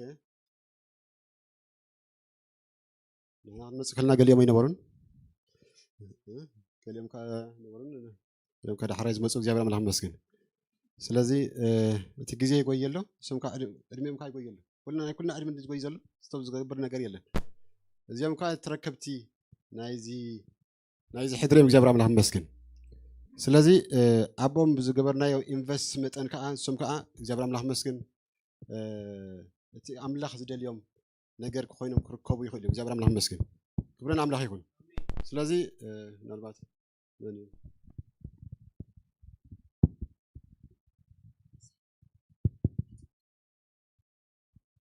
Thank you, Lord, for all your love and all your support, Lord. Thank you for everything that you have done for us, Lord. Thank you for letting us wake up this morning, Lord, and come to church to praise you, Lord. Thank you for everything that you have done for us, Lord. Please help those that are in need, Lord, that need you, that are seeking you, that are lost in faith, Lord. Please help those, Lord. We thank you so much, Lord. In Jesus' name I pray, amen. When you pray, don't pray like the hypocrites who pray in public, for I will tell you that's the only reward you will get. But when you pray, go to a corner by yourself, and the Lord shall see you, and he shall reward you, and forgive us as we have forgiven those who sin against us. Matthew 5:6-7. Isaiah 40 verse 29 to 31. He gives strength to the weak. He gives strength to the weary and increases the power of the weak.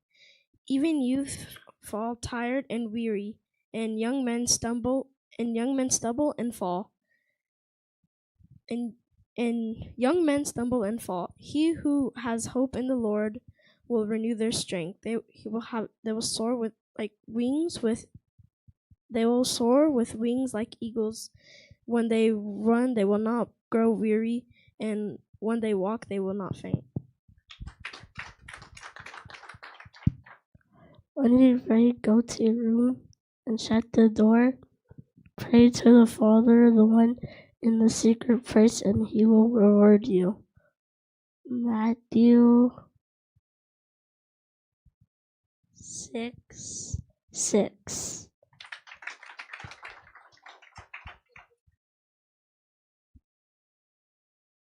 Devote yourself for prayer, being watchful and thankful, and pray for us too, that God may open the door for our message. I will offer you a sacrifice of thanksgiving and call out the name of Yahweh. Psalm 116, verse 17. Psalms 173, verse 26 to 27. My flesh and my heart may fail, but God is the strength of my heart and my portion forever. Those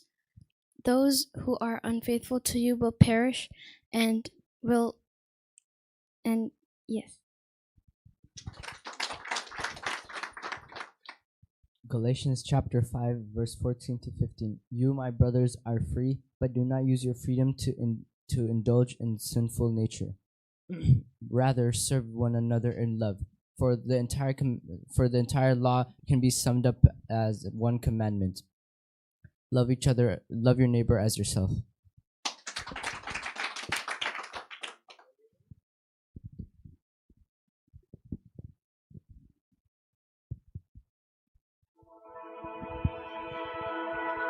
Who thought I'd find you at the lowest place?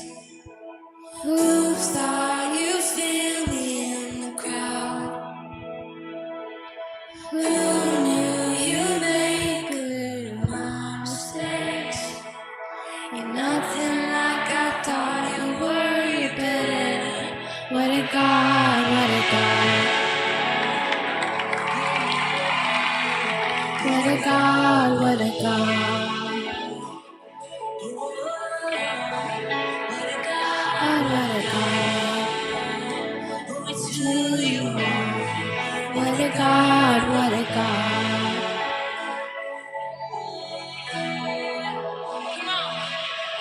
I thought you showed more perfection. 'Cause what kind of God is for the lost? They say it's over for a sinner. You say, no it's not, no it's not. You say, no it's not, no it's not. What a God, what a God. What a God, what a God. What a God, what a God. What a God, what a God.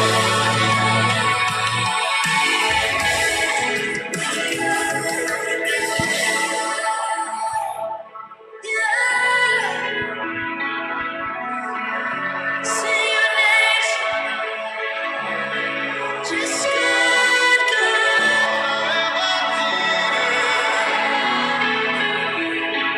everything I need.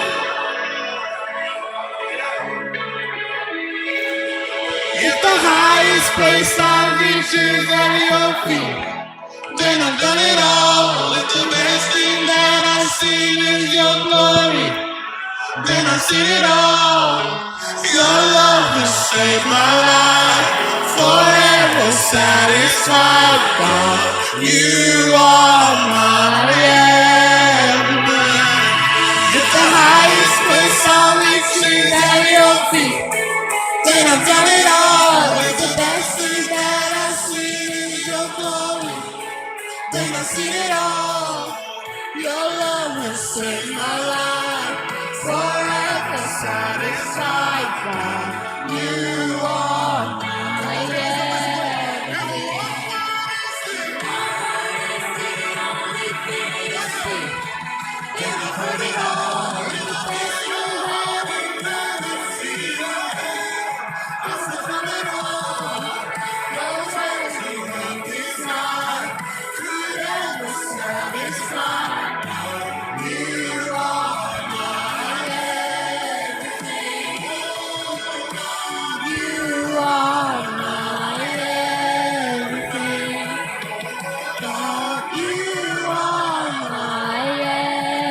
everything.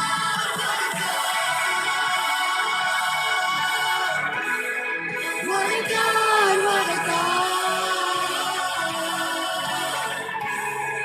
What a God, what a God.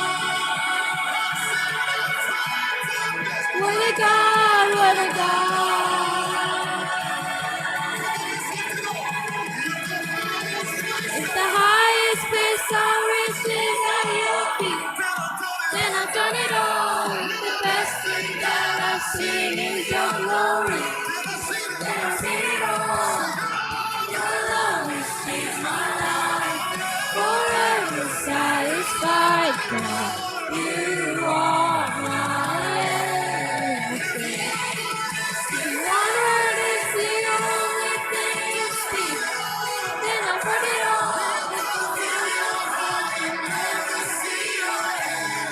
I can have it all. Your love is life. Till ever satisfied, God. You are my everything. God, you are my everything. God, you are my everything. Space I reaches out, then I want it all. If the best thing that I've seen is your glory, then I've seen it all. Your love has changed my life. Forever satisfied. You are my everything. One word is the only.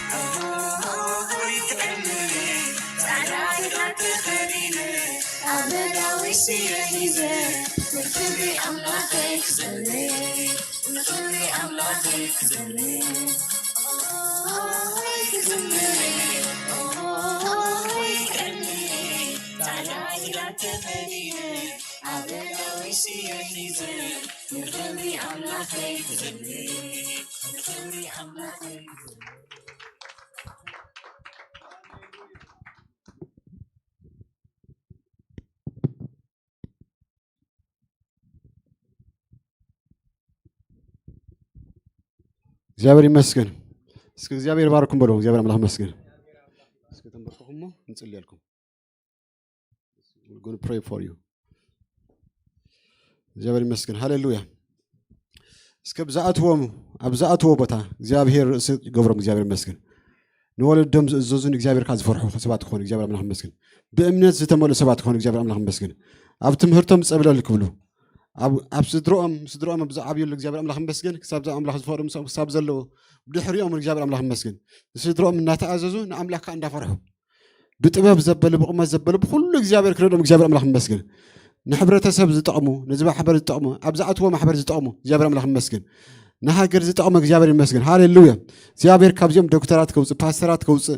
ዘመርቲ ከውፅእ እግዚአብሔር ይመስገን። ነቢያት ከውፅእ እግዚአብሔር አምላክ ይመስገን። ፕሮፌሰራት ከውፅእ እግዚአብሔር ይመስገን። ሃሌሉያ። እግዚአብሔር ይመስገን። ስለዞም ደቅና እግዚአብሔር አምላክ ይመስገን። ንኣምላክ ነመስግን ነው። ከምዚኦም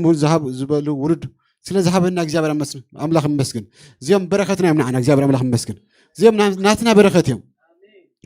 ሃሌሉያ። እግዚአብሔር አቦና ብጎይታና መድሓኒና ብኢየሱስ ክርስቶስ ስም ነመስግነካ ኣለና። ዓብይ ኣምላኽ ስለ ዝኾንካ ስምካ ይባረክ። እግዚአብሔር ስለ ደቅና ድማ ንባረኸካ። ስለ ዝሃብካና ውሉድ እግዚአብሔር ንባረኸካ። እግዚአብሔር ብኩሉ ነገር ክትረዶም እግዚአብሔር ብፍርሃት እግዚአብሔር ንዓበይ ክኸዱ ብእምነት እናተመልኡ ክኸዱ እግዚአብሔር አምላክ ይመስገን። ኣብ ዝኣትዎ ኣብ ቤት ትምህርቶም ኣብ ቤቶም እግዚአብሔር ኣብ ኩሉ እግዚአብሔር አምላክ ይመስገን። ንዓኻ ዝፈልጡ ሰባት ክኾኑ ንዓኻ ዝእዘዙ ሰባት ክኾኑ ፀብለል ክተብሎም እግዚአብሔር አምላክ ይመስገን። ሃሌሉያ። ብዓለም ተጸለውቲ ዘይኮነስ እግዚአብሔር አምላክ ይመስገን። እንታይ ደኣ ብመንፈሳውነት ጸለውቲ ክኾኑ ብእምነት ጸለውቲ ክኾኑ እግዚአብሔር አምላክ ይመስገን። ብኢየሱስ ክርስቶስ ስም እግዚአብሔር አምላክ ይመስገን። ኣብ ኩሉ ነገሮም እግዚአብሔር ይመስገን። ኣብ ዘመንም ህይወቶም ንስኻ ጥራይ ክትገብር ኣብ ዘመን ህይወቶም ንስኻ ጥራይ ክትረአ በኢየሱስ ክርስቶስ ስም ንጽልይ ኣለና። ብጎይታ ብኢየሱስ ክርስቶስ ሓንቲ ነብስካ ካብዚኦም ይትጥፋእ። ብኢየሱስ ክርስቶስ ሓንቲ ነብስካ ካብዚኦም እግዚአብሔር ይመስገን ካብዚ መጓሴ ኣይትፈለ። በኢየሱስ ክርስቶስ ዘመን ህይወቶም ይባረኽ፣ ዕድሞም ይባረኽ፣ እግዚአብሔር ትምህርቶም ይባረኽ፣ ኣእምሮኦም ዘበለ ይባረኽ፣ ኣእምሮኦም ብምስውዓል ይባረኽ። እግዚአብሔር ጎይታና አምላክ ስድሮም ድማ ንጽልይ ኣለና። ብጎይታ ብኢየሱስ ክርስቶስ ብኩሉ ነገር እግዚአብሔር ከመገሮም ካብዮም ከም ዝኽእሉ እግዚአብሔር መንፈስካ ክትመልኦም ንጽልይ ኣለና። ብጥበብካ ክትመልኦም ንጽልይ ኣለና። እግዚአብሔር ስለ ኩሉ ነገርካ ነመስግነካ ኣለና። ክብሪ ዘበለ ኩሉ ንዓኻ ይኹን በኢየሱስ ክርስቶስ ስም አሜን። ጌታ ይባርኩም።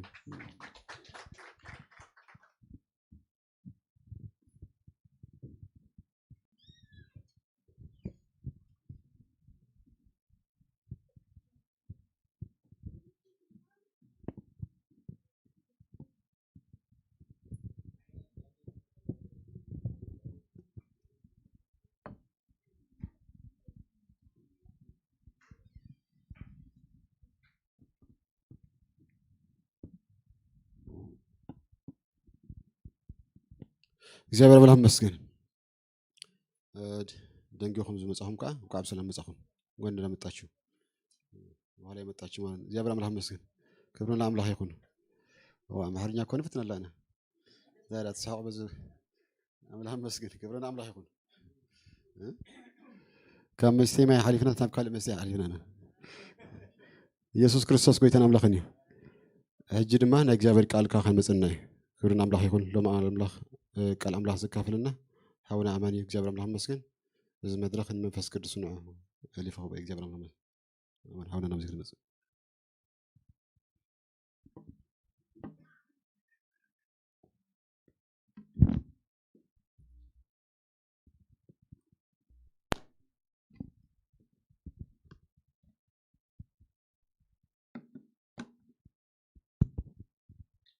ስም እግዚአብሔር ዝተመስገነ ይሁን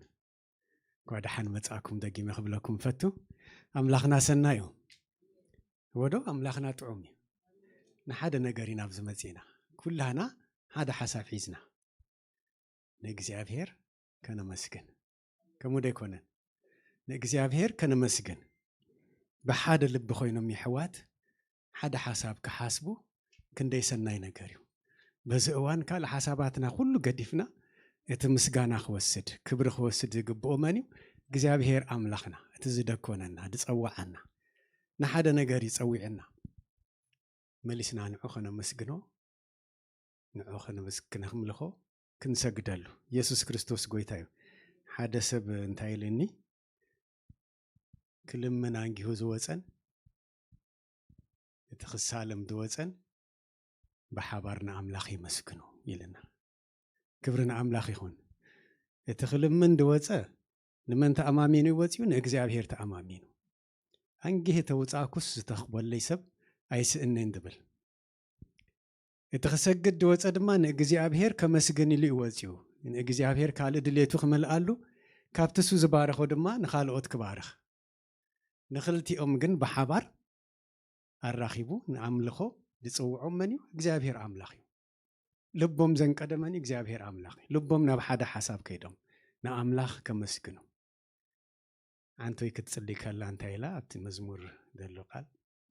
አንጊህካ ምትስኣካ ኣምሲኻ ምድቃስካ ብፃዕሪ ምብላዕካ ዲኽ ድበልኪ እንጌራ ፃዕሪ ምብላዕካ እዚ ካብ መን ይኮይንልና ካብ አምላኽ እዩ ብርእስና ኣይኮናን ንትስእ ወይ ምስረት ጸልሚቱ ደኺምና ኢልና ኣይኮናን ክንድቅስ ዘኽእለና ኣብ ዓራት ጠንቀላዕላ እንዳበሉ ድቃስ ዘይወስዶም ክንደይ ሰባት አሉ ዘማርሩ ጎይታ ይባረኽ ኣነ ንስኻትኩምን ግን ንእግዚአብሔር ተኣማሚና ንኣቱ ንእግዚአብሔር ተኣማሚና ንወፅእ ኩሉ ካብኡ ስለ ዝኾነልና እዛ ቅንያት እዚኣ ድማ ናይ ምንታይ ጊዜያ ናይ ምስጋና ጊዜ ክብሪ ንኣምላኽ ይኹን ኣሜሪካን ካብ ካልእ ሃገራት ፍልይ ዘብሎም እንታይ እዩ ንእግዚአብሔር ዘመስግንሉ ሓንቲ መዓልቲ ስለ ዝመደቡ ንእግዚአብሔር ዘመስግንሉ ሓንቲ መዓልቲ እቲ ንእግዚአብሔር ዝፈልጥን ዘይፈልጥን ፈቲኹን ከይፈተወ ግን ናይ ምስጋና መዓልቲ ኢሉ የብዕላ ኣሎ ነታ መዓልቲ ዘብዕሉ ዝመስሎም ሰባት ብዙሓት ኣለዉ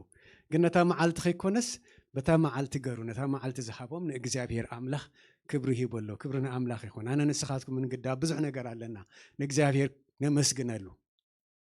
ብዙሕ ነገር ኣለና ካብቲ ብዙሕ ዝበለ ንፅብፅቦ እቲ ዝዓበየ ነገር ምዝራብ ሕሸና ህይወት ዝሃበና እግዚአብሔር እዩ ህይወት ምስተረፉ ወዶ ህይወት ምስተረፉ ብርድኢት ንእግዚአብሔር ከነምልኹ ይደሊ እግዚአብሔር አምላኽ ዝተመስገነ ይኹን ንርእስኻ ኣምልኮ ኣላምዳ ይብል ጳውሎስ ክዛርብ ከሎ ኣምልኮ ከነላመዳ ኣላምዳ ክብል ከሎ ስርዓት ሓዝ ማለት እዩ ስዲት ይኹን ንርእስኻ ስዲት ፈንዋ ሰንበትና ዕረፍቲ ጊዜኣ በጃኹም ክብለኩም ደሊ እዛ ሰንበት እዚኣ ንእግዚአብሔር ጥራሕ ንወፍያ ተንክልተ ሰዓት ተበዛሓ 3 ሰዓት ንገጽ አምላኽ ደሊና ኢና ንመጽእ ኢልናስ ንልብና ንንገራ ንነብስና ንንገራ ንሕና ተደይና ጊርናያ ካልእ ሰብ ክነግራ ከሎ ኣይትሰምዕንያን እዚ ባህርያና ስለ ድኾነ ናይ ሰብ ባህሪ ስለ ድኾነ እግዚአብሔር ክትንክፈና ልብና ንኽፈተሉ እግዚአብሔር አምላኽ ዝተመስገነ ይሁን ብዙሕ ከይከይድ ኣብቲ ምስጋና ስለ ዝኾነ እዛ ቅነት እዚኣ ሎሙን ዘዳልኽዎ ብምስጋና ትብል እዩ እታ ስፒከር ዶ ክትብል መዛረቢት ክትብለይ قالت حانتي كترداني يا خمن باب ኣብ መጽሓፍ ቅዱስ ብዙሓት ሰባት አሉ ናይ ኣምልኾ ህይወት ዘለዎ ንእግዚአብሔር ከመስግኑ ብዙሕ ኣብነት ዝኾኑና ወዶ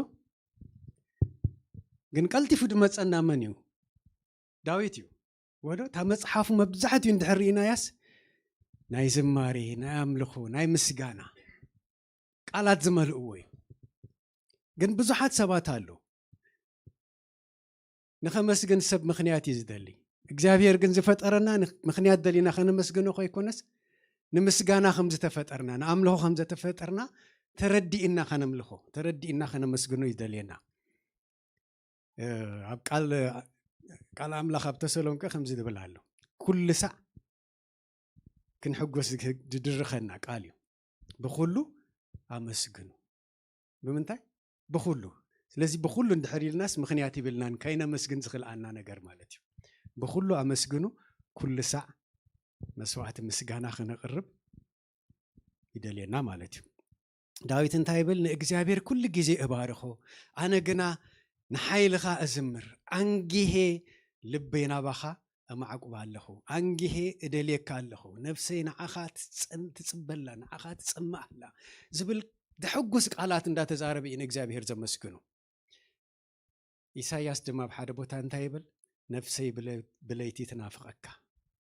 በቲ ኣብ ውሽጠይ ዘሎ መንፈሰይ ድማ አንጊሄ እደልየካ አንጊህና ንእግዚአብሔር ክንጸምኦ አንጊህና ንእግዚአብሔር ክንደልዮ ኩሉ ግዜ ንነፍስና ክንላመዳ ስርዓት ከነትሕዛ ማለትና ኮይኑ ማለት እዩ ብሕጂ ተደይ ጀሚርናዮ ጽባሕ ንጅምሮን ኢና ሎሚ ክንብል ንእግዚአብሔር ዘምልኸሉ ግዜ ሕጂያ ንነፍሰይ ከላመዳ ዝብል ኩሉ ግዜ ንርእስና ቃል ክንኣቱ ሓንቲ መዝሙር እንዳዘመርኩ መጽነረ አንጊሄ ትብል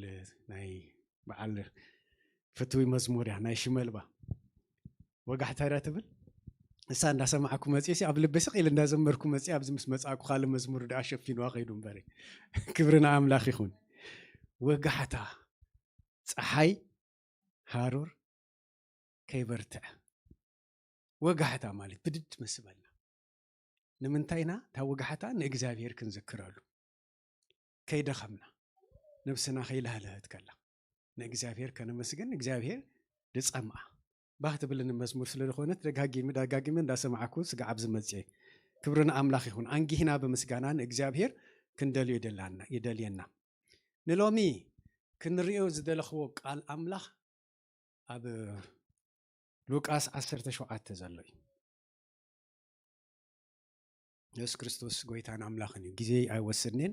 ይሕፅራ ኣቢለ ክዛረብ እየ ሉቃስ 17 ካብ ፍቕዲ 11 ጀሚርካ እስከንብበለይ ሉቃስ 17 ካብ 11 ክሳብ 19 ኢየሱስ ኮነ ድማ ናብ ኢየሩሳሌም ክኸይድ ከሎ ብመንጎ ሰማርያን ገሊላን ሓለፈ ናብ ሓንቲ ዓዲ ከኣቲ ከሎ 10 ለምጸማት ተጓነፍዎ ኣብ ርሑቕ ደው ኢሎም ከዓ ድምፆም ዓው ኣቢሎም ወኢየሱስ መምህር መሓረና በልዎ ንሱ ርኢዎም ኪዱ ርእስኹም ንካህናት ኣርእዩ በሎም ኮነ ከዓ ክኸዱ ከለዉ ነጽሁ ከባታቶም ሓደ ከዓ ከም ዘሓወየ ምስ ረኣየ ድምፁ ዓው ኣቢሉ ንኣምላኽ እናመስገነ ተመልሰ እናመስገነ ከዓ ኣብ እግሩ ገጹ ተደፊአ ንሱ ከዓ ሳምራዊ እዩ ኢየሱስ ግና ዝነጽሁስ 10 ደይኮኑን እቶም 9 ደኣ ኣበይ ኣለዉ ብጀካኻ እዚ ካልእ ዝዓደቱ ንኣምላኽ ክብሪ ክህብ ተመልሰዶ የልቦን ኢሉ መለሰ ድሓር ከዓ ተንስ እሞ ኪድ እምነትካ ሓወየትካ በሎ ኣሜን ክብርና ኣምላኽ ይኹን ካብዛ ክፍሊ እዚኣ ብዙሕ ነገር ክንመሃር ስለዝደለየ እዩ ኢየሱስ ክርስቶስ ነዚኣ ቃል ኣብዚ ክንመሃራሎም ኣብ ልበይ ዘቐመጠ እግዚአብሔር ኣምላኽ ዝተመስገነ ይኹን ኣብ ሌዋውያን ምዕራፍ 13 ከምዚ ዝብል ቃል ኣሎ ቅድሚ መኻደይ 13 ኣብ 45 ዘላ ከንብባየ ብዛዕባቶም ለምጻም ዝተጻሓፈ እንታይ ከም ዝኾኑ ቁርብ ሓሳብ ክንወስድ ምእንታን ኢለ እቲ ቁስሊ ዘለዎ ለምጻም ክዳኑ ቅዱድ ይኹን ርእሱ ከዓ ይቀላዕ ጭሕሙ ድማ ይኽደን ርኹስ ኢሉ ከዓ ይጨርሕ ቁስሊ ዘለዎ ኩሉ መዓልቲ ርኹስ ይኹን ንሱ ርኹስ እዩ ንበይኑ ድማ እንታይ ይበል ይቀመጥ ምቕማጡ ኣበይ ኣብ ወፃኢ ሰፈር ዓብይ ፍርዲ እዩ ወዶ ካብቲ ሕብረተሰብ ዝሰጉግ ዝፈሊ ንምንታይ እዮም ከም ዝገረሞ ኣብቲ እዋንቲ ለምጽ ደሓዘ ሰብ ለምጽ ክብር ንብል ከለና እቲ ሕብሪ ዝቕይር ጥራሕ ኣይኮነን እቲ ቃል ምናልባት ትክክል ኣይገልጾን ይኸውን እቲ ሌፕረሲ ዝብል ቃል ናይ እንግሊዝኛ ወይ ሃንሰንስ ዲዚዝ ዝብል ማለት እዩ ብባክቴርያ እዩ ቀስ እንዳበለ እዩ ነቲ ቆርበትን ነቲ ናይ ነርቭ ኤንዲንግስ እንዳቀተለ ድቆራርጽ ማለት እዩ ቀሊል ሕማም ኣይኮነን ግዜ ዝወስድ እዩ ሓንሳብ እንድሕር ጀሚርካ ግን ዝላገብ ሕማም ስለ ዝኾነ ካብቲ ሕብረተሰብ ክፍለ ነርዎ ጎይታ ባዕሉ ተደይፈዊስዎም ማለት እዩ ኣብዚ ክፍሊ እዚ ኢየሱስ ክርስቶስ እንታይ ዝምህረና 10 ለምጻማት እዮም ለሚኖሞ ሽሙ ፀዊዖም ብለምጽ ዝተሃርሙ እዮም ካብቲ ሕብረተሰብ ዝተፈልዩ እዮም ርኹሳት እዮም ፉንፉናት እዮም ንበይኖም ክቕመጡ ዝተፈርዱ እዮም ኣበዮም ዘለው ኣብ ሓንቲ ንበይኖም ዘለውዎ ዓዲ ካልእ ሕብረተሰብ ደይሕወሶም ዓዲ ኣብ መንጎ ሰማርያን ኣብ መንጎ ገሊላ ንበይና ዘላ ዓዲ እያ ብደይ ምኽንያት ኢየሱስ በኣ ክሓልፍ ኣይደለየን ኢየሱስ ክርስቶስ ክንቀሳቐስ ከሎ ምኽንያት ነርዎ ሓደ ነገር ክገብር ስለ ዝደሊ እዩ እቶም ሐዋርያት ይስዕብዎ እዮም እምበርዒ በዚ ንኽይድ ኢሎም ኣይመርሕዎን እዮም ኢየሱስ ክርስቶስ በዓሉ በቲ ድኸዶ ግን እንዳሰዓብዎ ኸዱ ሰዓብቱ ስለ ዝኾኑ ኢየሱስ ክርስቶስ ጎይታ እዩ ስለዚ እዞም ለምጻማት ርኹሳት እዮም ፉንፉናት እዮም ካብ ሕብረተሰብ ወፃኢ ዝቕመጡ እዮም ተፈልዮም ሰብ ከይቀርቦም ምልክት ኣለዎም እቲ ምልክቶም እንታይ እዩ ጭሕሞም ክላጾ የለዎም ሰብ ክሪኦም ምእንታን ሰብ እንድሕር ቀሪቦም ድማ ከይቀርቦም ክጭድሩ ኣለዎም ክጭርሑ ኣለዎም ኣነ ርኹስ ይኽብሉ ቀሊል ሕማም ኣይኮነን ኮንፌስ ምግባር ከይኮነስ ሰብ ከይቀርበካ ንርእስኻስ ፉንፉን ኢኻ ርኹስ ኢኻ ኢልካ ክትዛረብ ክንዲ ምንታይ ዘሕፍር ነገር እዩ ዘሕፍር ኣይኮነን ካልእ ቃላቱን ክንህቦ ምኽኣልና ስለዚ እዞም ሰባት እዚኣቶም እንተጨርሑ ብክልተ ምኽንያቱም ዝጭርሑ ሓደ ሰብ ከይቀርቦም ምእንታን እቲ ደለኒ ሕማም ድላገብ ስለ ዝኾነ ዝመሓለፍ ስለ ዝኾነ ናባኹም ከይመጽእ ምእንታን ኣይትቕረቡኒ እንዳበሉ እዮም ኣነ ርኹሴ ኣነ ፉንፉኔ እዮም ዝብሉ ዘለዉ እቲ ካልኣይ ምኽንያት ምናልባት ክጭርሑ ኣገዳሲ ነገር እንድሕር ሃልይዎም እንድሕር ጠምዮም ረድኤት እንድሕር ደልዮም ካብቲ ሳቶም ሰሪሖም ሓሪሶም ዘእትዉ እኽሊ ውሒዶም እንድሕር ኮይኑ ደይረኽቡ እንድሕር ኮይኖም ረድኤትኩም ንደሊ ኣለና ዝብል ነገር ተደይ ኮይኑ ካልእ ምኽንያት ክህልዎም ኣይክእል ንኢየሱስ ግን ብዛዕባ ኢየሱስ ግን ሰሚዖም እዮም በታ ከተማ ክሓልፍ ከሎ ሪኦሞ ስቕ ክብሉ ይደለዮም መሓረና ኢሎሞ ምሕረት ኣምላኽ እዮም ዝልምኑ ዘለዉ ኣምላኽ ተደይ ምሒረካስ ሰብ ክሕወየካ ዝኽእል በቲ እዋንቲ ሓደ ረድኤት የለን ሓደ ምኽንያቱን ሓደ መድሓኒቱን የለን ፈልጡ እዮም ንሳቶም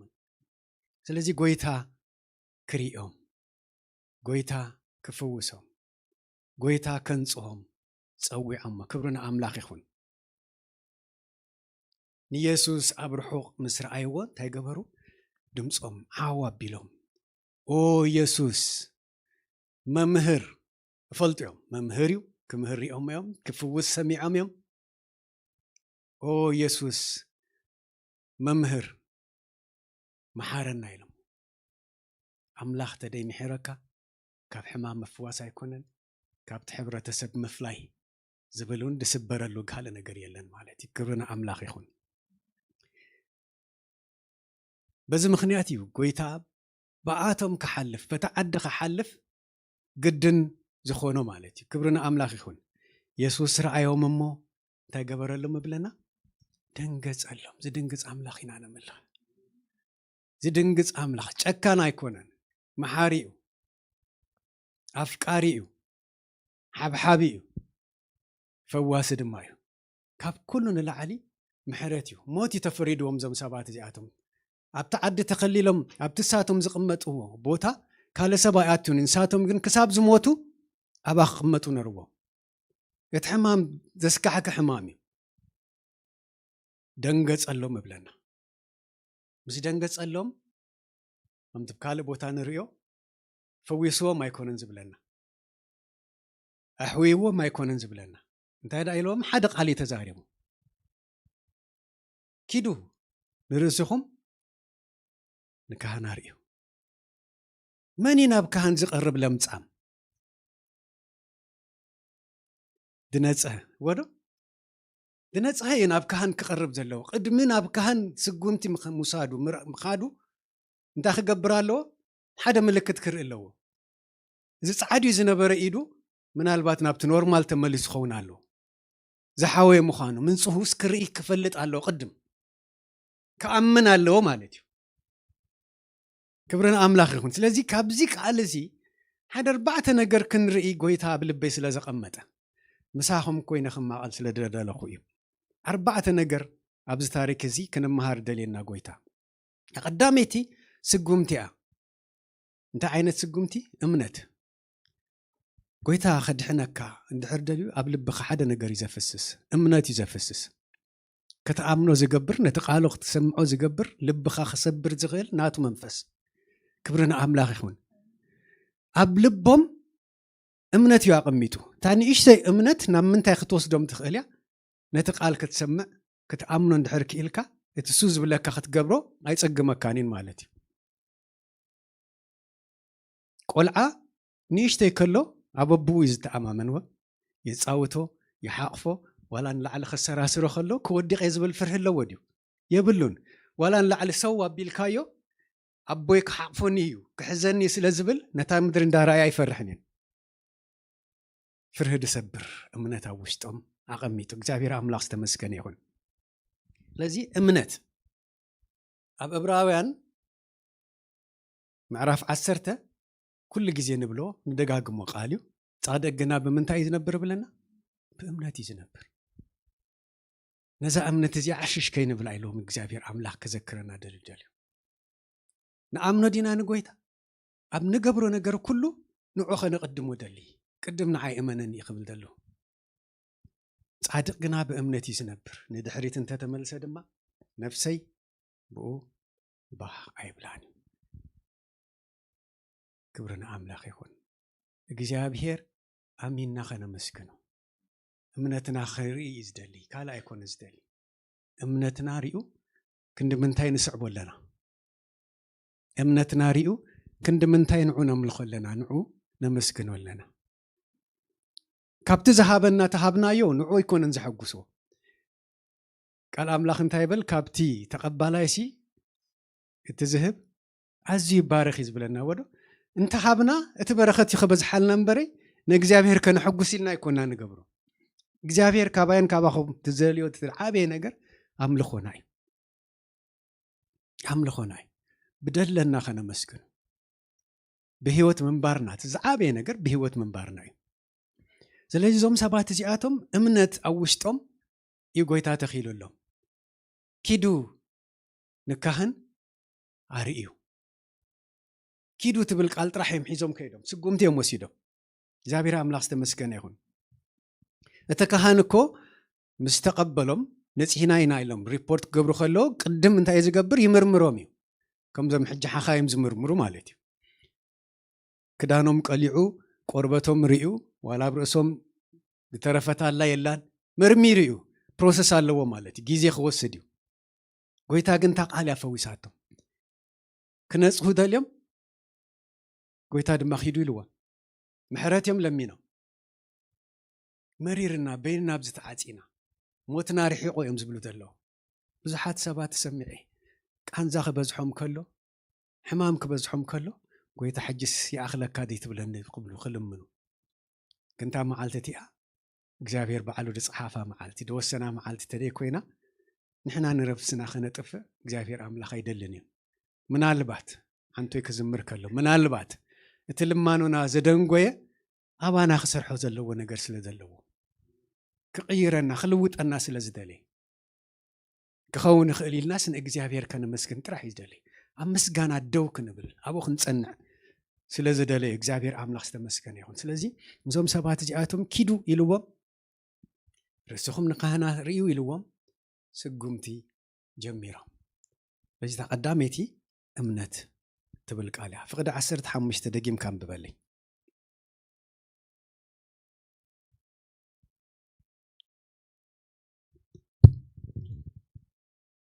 ከባታቶም ሓደ ከዓ ከም ዝሓወዩ ምስ ረአየ ድምፁ ዓው ኣቢሉ ንኣምላኽ እናመስገነ ተመልሰ እንታይ ምስ ኮነ ከም ዝሓወ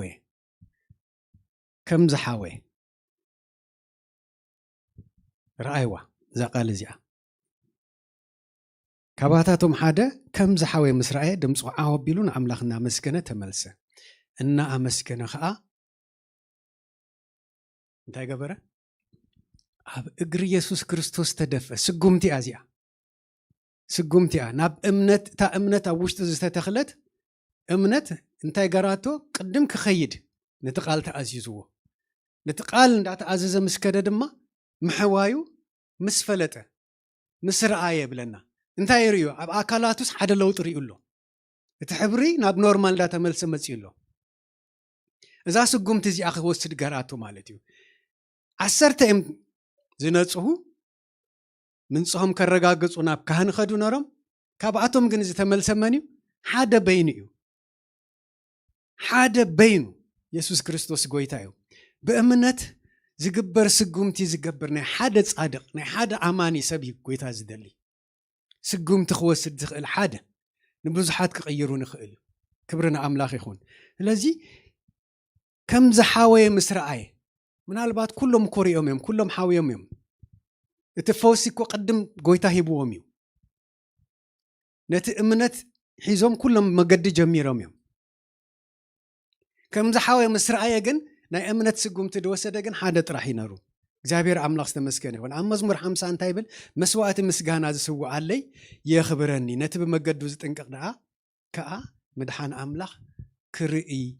እዩ ብለ እዚ ሰብኣይ እዚ ተጠንቂቑ ከም ዝኸደ ኢና ንርኢ ቅድም ኣሚኑ ዳሕራይ ናይ እምነት ስጉምቲ ወሲዱ ሳብ ምኻድ ኩሎም ስዒቦም ነታ ትእዛዝ ምስ ደሓነ ግን ምሕዋዮ ምስ ረአየ ግን ናይ ምስጋና መስዋዕቲ ሒዙ ድመፀ መን እዩ ሓደ በይኑ ክብርና ኣምላኽ ይኹን ሓደ በይኑ ጎይታ ስቕ ኣይበለን ተጸቢዎም እዩ በይኑ እዩ መፅዩ እቶም ትሽዓተ ከምደይ መፁ ርዩ እቶም ሃዋርያቱን ሪኦም ኣለዉ እንታይ ክገብር ተመሊሱ ክብሉ ኾኑ ሳቶም ኣይፈለጡን ኪድ ተባሂሉስ ንምንታይ ዝምለስ ክብሉ ክእሉ እዮም ኢየሱስ ግን እዚ ኩሉ ፈልጥ እዩ እቶም ዝነጽሁስ 10 ዘይነበሩን ኢሉ እቶም ዝነጽሁ 10 ዘይነበሩን እቶም ትሽዓተ ደኣበይ ኣለዉ ይሕዋቴ ካብ ዝሕቶ እዚ ንሕና ክንወፅእ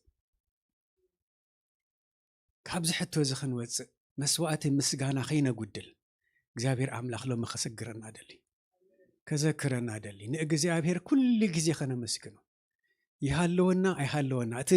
እቲ ምህላውን ደይ ምህላውን ባይደው ይሕዋቴ ሚዛናዊ እዩ ንሕና ኢና ኣብቲ ሚዛን ነቐምጡ እምበር ኩሉ ተዋሂበኩም ከሎስ ከም ደይ ተዋሃበኩም ንምንታይ ትኾኑ እዩ ዝብለና ቃል ኣምላኽ ኩሉ እኮ ሂበና እዩ ህይወት ምስተረፉ ይህብና ህይወት ምስተረፉ ይህብና ንሕና ግን ሚዛናዊ ኢና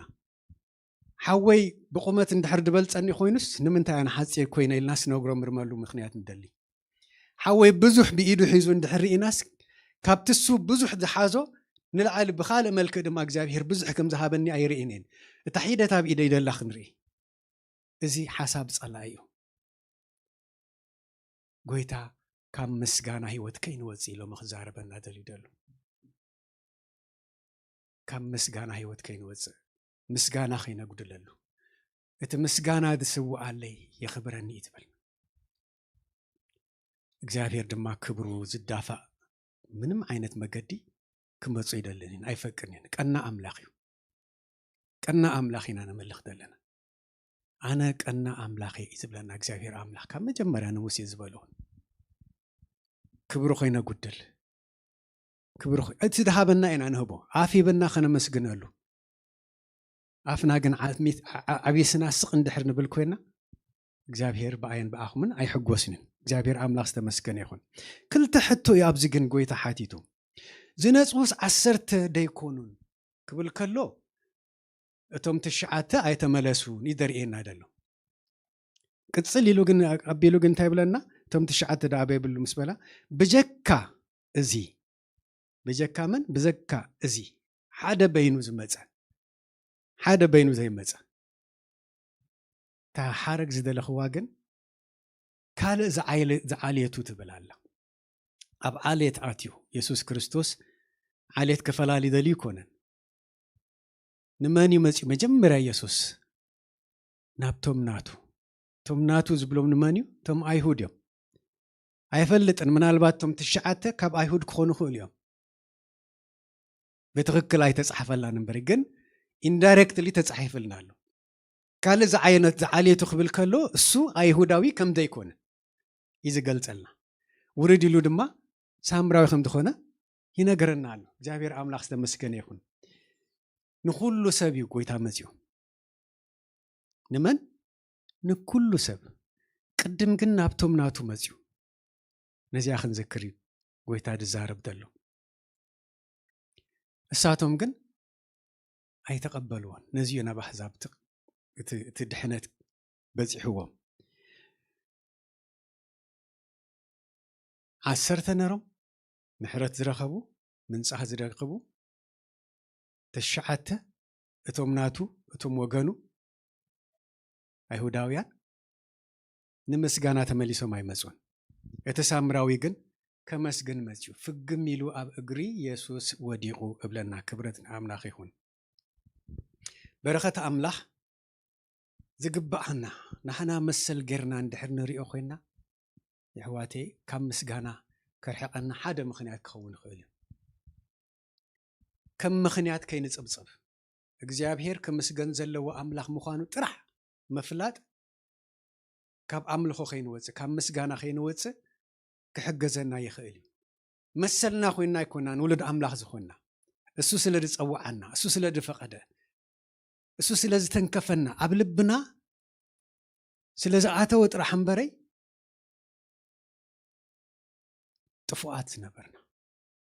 ጥፉኣት ዝነበርና ደቂ አዳም ኢና ይሕዋቴ ከይንረስዑ مسلنا خوينو يكونن جن مسلنا يلنا خنزارب جن ولد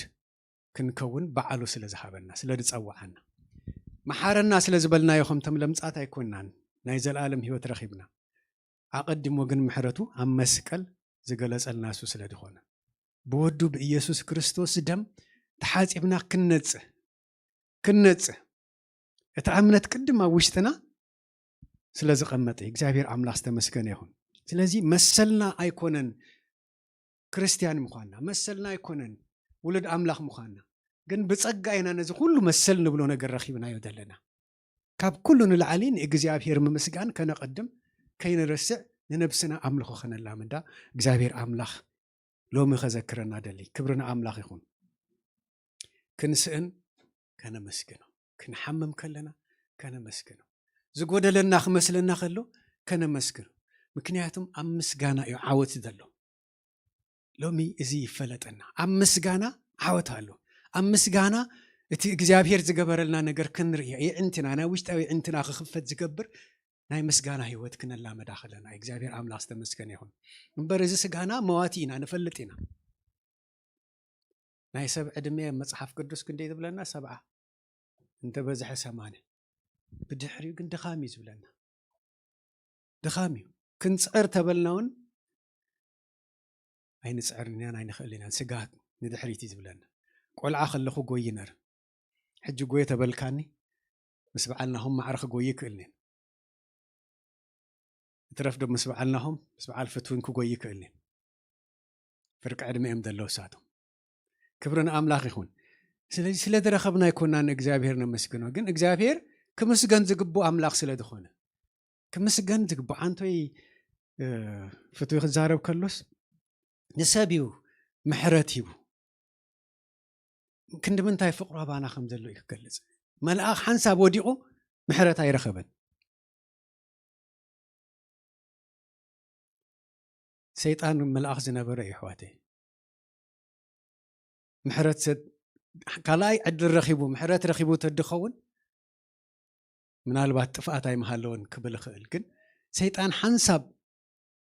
ምስ ወደቐ ክትንስእ ኣይከኣለን እቶም ጭፍራ ምስኡ ዝነበሩ ካልኦቱን መላእኽቲ ተተሓሒዞም እዮም ወዲቖም ኣዳም ምስ ወደቐ ግን እግዚኣብሔር ኣምላኽ ምሕረት እዩ ቃል ኪዳን እዩ ኣትይሉ ዋላ እኳ ካብ ገነት ተመሊሱ ከይኣቱ ምስ ሰጎጎ ብፃዕሪኻ ኢኻ ክትበልዕ ይበሎ እምበረይ ምሕረት ግን ኣይተፈልየና እግዚኣብሔር ኣምላኽ እታ ናይ መጀመርያ ምሕረት ዝገበረሉ እንታይ እዩ ጥርሖም ምዃኖም ምስ ፈለጡ ይብለና ቃል ኣምላኽ ወረ እንታይ ይገርል ከደኖም ይብለና ኪዳን ኣምላኽ ኣይተፈልየናን ምሕረት ኣምላኽ ኣይተፈልየናን እዚ ምሕረት ኣምላኽ ዕሽሽ ከይንብሎ ንእግዚኣብሔር ከነመስግኖ ከነምልኾ ኢና ተደኩና ተፀዊዕና ተፈጢርና ዘለና እሞኒ ንምስጋና ኩሉ ሳዕ ልብና ክፉት ይኹን ኢየሱስ ክርስቶስ ጎይታ እዩ ብደይ ገለ ምኽንያት ንእግዚኣብሔር ነመስግኖ እዚ እንተገበርካለይ እዚ ከገብር እየ ዝብል ከም ሰብ ብዙሕ ግዜ ናይ ዕሽነት ጸሎት ገርና ኢና ምናዳ መብፅዓ ንኣምላኽ ደይኣተወ ሰብ ምናልባት ኣይህልው ንኸውን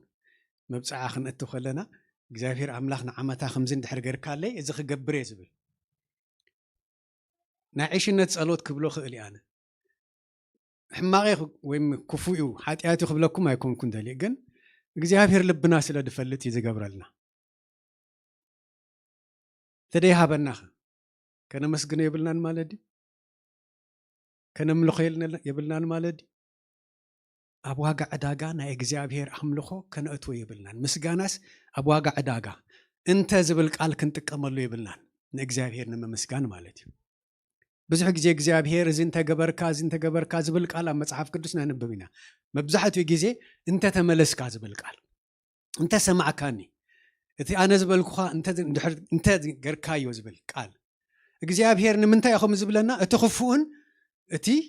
ቅኑዑን ከርእየና ስለ ዝደለየ ነዚ እዩ እዚ እንድሕር ጌርካ ብሂወት ክትነብር ኢኻ እዚ እንድሕር ጌርካ ግን ክትመውት ኢኻ እንዳበለ ካብ ኣዳም ጀሚሩ ድዛረብ ዝነበረ ኣምላኽ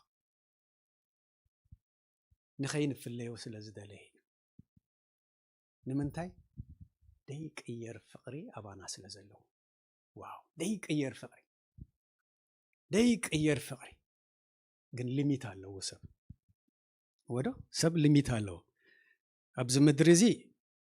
ብዓመት ብግዜ ድቁፀር ማለት እዩ ገሌና ብንእሽቶ ዕድመና ንኸይድ ገሌና ኣሪግና ነብስና ምእዛዝ ስጋዕ ደስእንና ንፀንሕ እታ ተዋህበትና ግዜ ግን ኣነ ንስኻትኩም ኣይኮና ንፈልጣ እግዚኣብሔር ድሓዛ ግዜ እያ እዛ ምድሪ እዚኣ እውን ግዜ ኣለዋ ብግዜ ተኸለለት እያ ናይ ዓለም መወዳእታ ኣሎ ምሽ ፍጻሜ ዝበሃል እግዚኣብሔር ብቁጣዓ ከይተገልፀ ብፍርዲ ከይተገልፀ ከሎ ናተይ እናታትኩምን ግን ፍቃድና ከነግዝኦ ስለ ዝደሊ እዩ ክብሪ ንኣምላኽ ይኹን ስለዚ እንተ ዝብል ቃል ከይንጥቀም አብርሃም ምስ እግዚአብሔር ሶዶም ከይትጠፍእ ይህን ምሂን ክበሃል ከሎ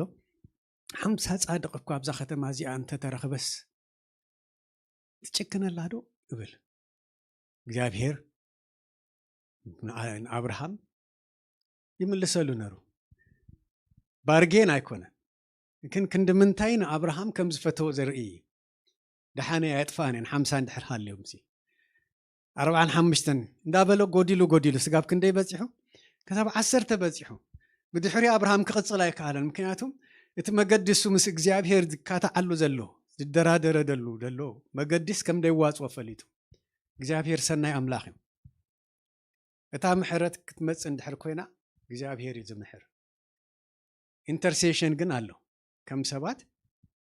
ኣብ መንጎ ክንኣቱ ናይ እግዚአብሔር ሓሳብ እዩ ክብሪ ንኣምላኽ ይኹን ስለዚ እግዚአብሔር ኣምላኽና ሰናይ እዩ ምሕረቱ ድማ ንዘለዓለም እዩ ካልእ ታሳለሰይቲ ብግብሪ ዝግለጽ ምስጋና ኢና ኣብዚ ቦታ እዚ ርኢና ብግብሪ ዝግለጽ ምስጋና ዝነጽሁ 10 ብግብሪ ግን ዘርአየ ምስጋና ሒዙ ድመጸ ሓደ ሰብ እግዚአብሔር ነዚ ምስጋና እዩ ዝፈርህ ዝደሊ ብምስጋና ዝፍራሕ ኣምላኽ ስለ ድኾነ ተኣምራት ገብር እዩ ብዙሕ ተኣምራት እዩ ዝገብር እግዚአብሔር ኣምላኽ ነቲ ተኣምራቱ ርኢና ጥራሕ ኣይኮናን እግዚአብሔር ነምልኾ ግን ክፍራሕ ዘለዎ ኣምላኽ ነገራት ከፍርሁና ካብ እግዚአብሔር ክንሃድም ነገራት ሰናይ መሲሎም ክረአዩና ከለዉ ናብ እግዚአብሔር ክንቀርብ ኣይኮነን እግዚአብሔር ሓሳቡ ባና ነገራት ይቕናዕ ኣይቕናዕ እግዚአብሔር ግን ዝፍራሕ ኣምላኽ ስለ ድኾነ እቲ ጥበብ ዝህበና እግዚአብሔር ኣምላኽ ስለ ድኾነ ንእግዚአብሔር ኩሉ ግዜ ከነመስግኖ ደሊ ስለዚ ፍግም ኢሉ ዝተመለሰሉ ንምስጋና ዝመፀ ካብቶም 10 ሓደ ሰብ ስለ ዝኾነ ክብርን ኣምላኽ ይኹን ናብ ብምስጋና ክንገልጸሉ ንእግዚአብሔር ይደልየና እቲ ዘገበረልና ነገር እንዳዘከርና ዋላ ተደይ ተገበረልና ግን እግዚአብሔር ኣምላኽ ብምስጋና ዝፍራሕ ኣምላኽ ምዃኑ ኩሉ ሰዕ ክንዝክር ካባይን ካባኻውትኩምን ዝደልዮ እግዚአብሔር እንታይ እዩ ዝእዘዝ ልቢ ክንስዕቦ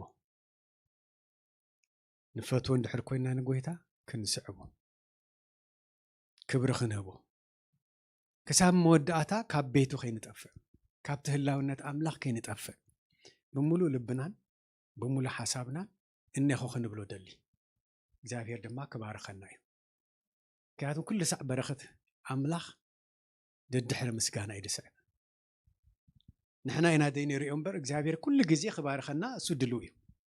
ናይ መወዳእታ ምስጋና ጥዕና እዩ ጥዕና ረኺብካ ይኮንካ ንእግዚአብሔር ተመስግኑ ንእግዚአብሔር ከተመስግን ከለኻ ግን ኣብ ውሽጢኻ ሓጎስ እዩ ድስምዓካ ኣብ ውሽጢኻ ሰላም እዩ ድስምዓካ ኣብ ውሽጢኻ ጥዕና እዩ ድስምዓካ ናይ ምስጋና ሂወት ዘለዎም ሰባት ክትሪኦም ከለኻ ብደገ ሕጉሳት እዮም ኣካላቶም ዝደለየ ይኹን ዝቆሰለ ይኹን ዝሓንከሱ ይኹኑ ብጥሜት ዝተጎሳቆሉ ይኹኑ ግን ዘመስግኑ ሰባት ክትሪኦም ከለኻ ኣብ ገጾም ሓጎስ ኢኻ ትርኢ ጥዕና ኢኻ ትርኢ ሰላም ዘለዎም ሰባት ከም ዝኾኑ ኢኻ ትሪኦም ስለዚ ምስጋና ጥዕና እዩ ኣብ ፍቕዲ 15 ዝረኣናያ ዝሓወየ ከም ዝረሓወየ እዩ ትብለና ከም ዝሓወየ ምስ ፈለጠስ ተመልሰ ብለና እቲ ቃል ምሕዋይን ምንጻህን ፍልልይ ኣለዎ እቲ ምንጻህ ትብል ከምዚ ተሓፂብካ ዝረስሕ ኢድካ ሳሙናን ማይን ክትሕፀብ ከለኻ ዝነጽህ እቲ ጉሓፍ ካብ ልዕሊ ካብቲ ኢድካ ምስ ክትኣልየ እቲ ፅሩይ ዝኾነ ነገር ኢኻ ትርኢ ሕጂ ምስ ነጽሁ እዮም ናብ ካህን ዝኸዱ ምስ ነጽሁ እንታይ ማለት እቲ ኣብ ልዕሊኦም ዝረኣይ ቆስሊ ምስ ከደ ኣብ ውሽጡ ግን ሕማም ይሃሉ ኣይሃሉ ደረጋገጽሉ ነገር የለን ምሕዋይ ግን ካብ እምነት እውን ዝመንጭዎ እዩ ኢየሱስ ክርስቶስ ከድሕነና እዩ መጽኡ ምድሓን ማለት ድማ ሙሉ ክብል ከለኹ ካብቲ ዘለና ጸገም ምእላይ ጥራሕ ከይኮነስ ናብ ዘለዓለማውነት ደወስድ እጂ ኣልዓዛር መይቱ ይሕዋቱ ክበኽያ ክነብዓ ከለዋ ድጨነወ እዩ 4 መዓልቲ ዝገበረ ኢየሱስ ክርስቶስ ምስኣተን ሓዚኑ ዶ هو حزين እዩ ነብዐ እዩ ዝብለና ኣብቲ ቃል እቲ ውሽጠን ዘሎ ሓዘን ተሰሚዕዎ እዩ ከም ሰብ መላለስ ስለ ዝነበረ እሱን ብስምዒት ተተንኪፉ እዩ ክሓዘን ንቡር እዩ ግን ኢየሱስ ክርስቶስ ናይ ዘለዓለም ህይወት ክህብ ከም ድመፀ ድማ ከርኢ ስለ ዝነበረ እቲ ስብከቱ ኣቀዲሙ በዮሐንስ ዝነበረ ስብከት መንግስቲ ኣምላኽን ጽድቁን ክንደሊ ናብኡ ዝወስድ ስለ ዝኾነ እንተ ተኣምኒስ متنسى زبل قال محاوية زبل قال مدحانة زبل قال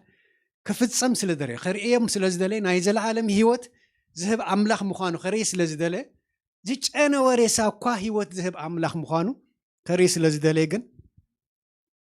العزارة تنسيوه ديج أنك أنا نجر يلن نقول تحيزنا ديج أنك أنا نجر يلن نموت بس جاينا نموت نفسنا جن مسفو تمع قيبة الله كبرنا أملاخ يخون كبرنا أملاخ يكون حجوسات كوينا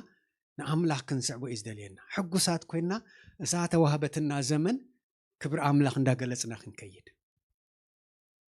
كبر أملاخ نداقلسنا خنكيد كم زحاوية مسر أيب لنا محوايو أبو تسريتو أب سبعي ترايو زلو مبر من سهت راح يكون كم زحاوية زبلنا قال من تايو سلازا آمنيو تأمنت دما سقوم تتوسد سقوم تخوسد دفياتو فقميلو سجدلو أي مودة قالب حتى أسرت الشعات زلا دما أنت عازب لنا أم ببليم مودة يسوع كريستوس زبلا دحاركا تنسم موخيد امنتكا حويت كابلو إذا قال زيا أنا نسخاتكم من داقم زتولدنا الله قال كم زخونت كذكركم سلازدل أخوي امنتكا أدحانتكا لك اتي لمصام كم زدحانه كم زحاويه مسرعيه سقمت مسوسده كم زدحانه تقلز قاليا اب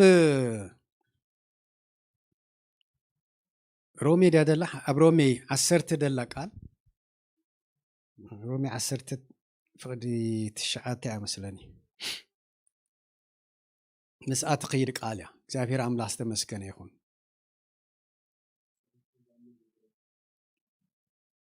يا كم ببلشك اوكي كم شو مدران أنببا انتي دا يبل اتي قال اب افكان بلبخان طباخان يوم زي مالتي تي نحنا نسبق قال امنت يوم تصحف بو زعم زبله يحفرن يبل يمو سب لبو امنو يصدق بعفو تامنون يدحني سلازي بأفكا يسوس قويتا مخانو انت نقركا بلبهاون أملاكا موتان كم زتنسو انت آمنكا كدهنيخا آمين كبرنا أملاك يخون انت هيد بلنا سب بلبو آمينو يتصدق زلم تسام بلبو آمينو سقوم توسيدو ودو بلبو آمينو كيد ناب كان قبل كله كم زنتسا كم زدحانه كم زحاوي آمينو هجي بلبو آمينو እንታይ ገሩ ጸዲቁ ታጽድቀ ትብል ምንጻህ ከም ትብል ገርና ንርአያ ኣነ ንስኻትኩምን ናይ ዘለዓለም ህይወት ከም ዝረኸብና ጎይታ ንዓይን ንዓኹምን ክብል ኣብዚ ምድሪ ሰብ ኮይኑ ከም ዝመፀ ከም ዝሞተ ንሞት ድማ ስዒሩ ከም ዝተስአ ክንኣምን ከለና ኢና ጎይታ ህይወተይ ዝበልናዮ ኢየሱስ ጎይታ ምዃኑ ተኣሚንናሉ ስለዚህ በደሙ ከም ዝነጻና አሚንና ኢና መንግስተ ሰማያትን አቱ ንብል ደለና ደይ አምን ሰብ ነዚ ቃል በእምነት ክዛረቦ ተደይኪ ኢሉ ኣብ ህይወቱ አይሰርሕን ናይ ዘለዓለም ህይወት አይረክብን ርግጸኛ ክኸውኑን አይክእልን በትንሳኤ ከአምኑን አይክእልን እዚ ሰብ እዚ ኪድ ትብል ቃል ሒዙ ንካናርኢ ዝብል ቃል ሒዙ ምስከደ እዩ ምንጻህ ኣብ ልዕል እዩ ከም ዝተፈጸመ አሚኑ نزي دما مسرومي مزاقال زيا كتححز دلي دلخو سب لبو امينو يصدق تخالايت انت اتبل تسعب بافو تامينو دما يدحن مكنياتهم كم زدحنا اوستو فلطو خليو يسوع كريستوس غويتا يتبل حدكوا منفس قدوس تدي دريخو بامنت يسوع كريستوس غويتا يلو خزارب اي كئلن يبلنا قال املاح نزي سبعي يزي كم زنصه قدم رد فليتو كم زدحانه دما تامين تامنتو دما بغبر غليصوا فغميلو سجيدو بلنا كبرنا املاح يكون نزيو نايرومي صحافي صحفلنا خلو اتصحف بؤو زامن زبله اي حافرن بمن بغويتا بإيسوس كريستوس زبل اي نحفرنينا كبرنا املاح يكون إيسوس غويتا يلنا خنزارب نحفرلو أملاك يكوننا نملخ زلنا سب لبو آمينو يصدق بأفو تأمينو دما يدحن مزات هارك زيا تخيليا إذا سب أيزي إذا لمس آمزي زي دحنا له مجدي زيا يعني يسوع كريستوس نتي مدحاني مخانو ممهرت راح يكونن جن زي دحنو مخانو سلز آمنيو كيد زبلو قال سميعو بتبعات سقمت وسيدو اتا سقمت دما خمز دحانه رغاغيصاتلو كبرنا املاخ يكون يسوع كريستوس غويتايو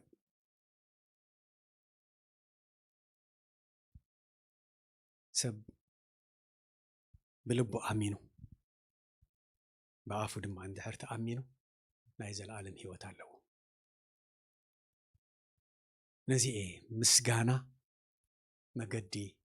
ጥዕናዩ مسغانا مغدي سلاميو نእግዚአብሔር ዘመስገን ሰቢው ኩሉ ሰዕ ሕጉስ ትመስል በሰባት ክርአ ኸሎ نእግዚአብሔር ዘመስገን ሰቢ ኩሉ ሰዕ ውሽጣዊ ጥዕና ዝስምዖ አካላዊ ኮንኩን ዝብል ዘለኹ እቲ መንፈሳዊ ጥዕና መንፈሳዊ ዝኾነ ሰላም ዝረክብ نእግዚአብሔር ዘመስገን ስምዒት ስለ ዘለና ኣይንሐምምን ኣይንደክምን ኣይንፈርሕን ኣይኮንኩን ዝብል ዘለኹ ንቡር እዩ ግን ክሕዘና ዕድል ኣይንሃቦ እየ ዝብል ካብቲ ደሓዘና ካብቲ ደሳቅየና ሕማም ንላዕሊ ፈዋሲ ኣምላኽ ምሳና ኣሎ ካብቲ ድጽግመና ዝመስለና ነገር ኩሉ ንላዕሊ ጸብለል ከበለና ዝኽእል ጎይታ ምሳና ኣሎ እዚ እንድሕር ንኣምን ኮይና እቲ ደፍርሕ ነገር ክሕዘና ይክእል እዩ እቲ ዘፍርሕ ኣነ ንስኻትኩምን ክንፈርሑ ዝግባአና እግዚአብሔር ኣምላኽ ጥራይ ከም ድኾነ ክንእመን ዝገብረና ቃል ኣምላኽ ስለ ድኾነ እግዚአብሔር ኣምላኽ ዝተመስገነ ይሁን ኢየሱስ ክርስቶስ ፍቅሪ እዩ ሕጁን የፍቅረና ኣሎ ሓደ ናብ መወዳእታ ማቴዎስ 8 ዘሎ ቃል ከንብብ ሞኒ ንዚያ ተተሓሓዘት ክውድእ እግዚአብሔር ኣምላኽ ዝተመስገነ 8 ማቴዎስ ካብ ቁጥር 1 ስጋብ 3 እንብበለይ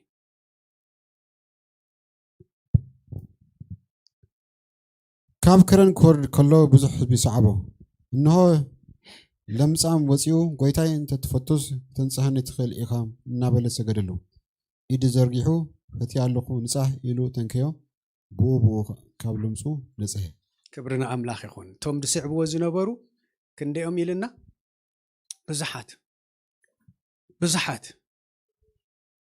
ብዙሓት ኣብዚ እዋኑ ንጎይታ ንስዕብ ንዓኻ ኢና ንደሊ ክርስቲያን ኢና ንብል ብዙሓት ኢና ግን ብሓቂ ንስዕቦ ዘለና بحق بلبنا دينا نقويتا نسعب زلنا قويتا يفلتيو أبزي أجن كريز دلخو مستي لمصام كتحازا دلي يت لمصام أبزي عسرت يكونون كندي بلنا حدا لمصام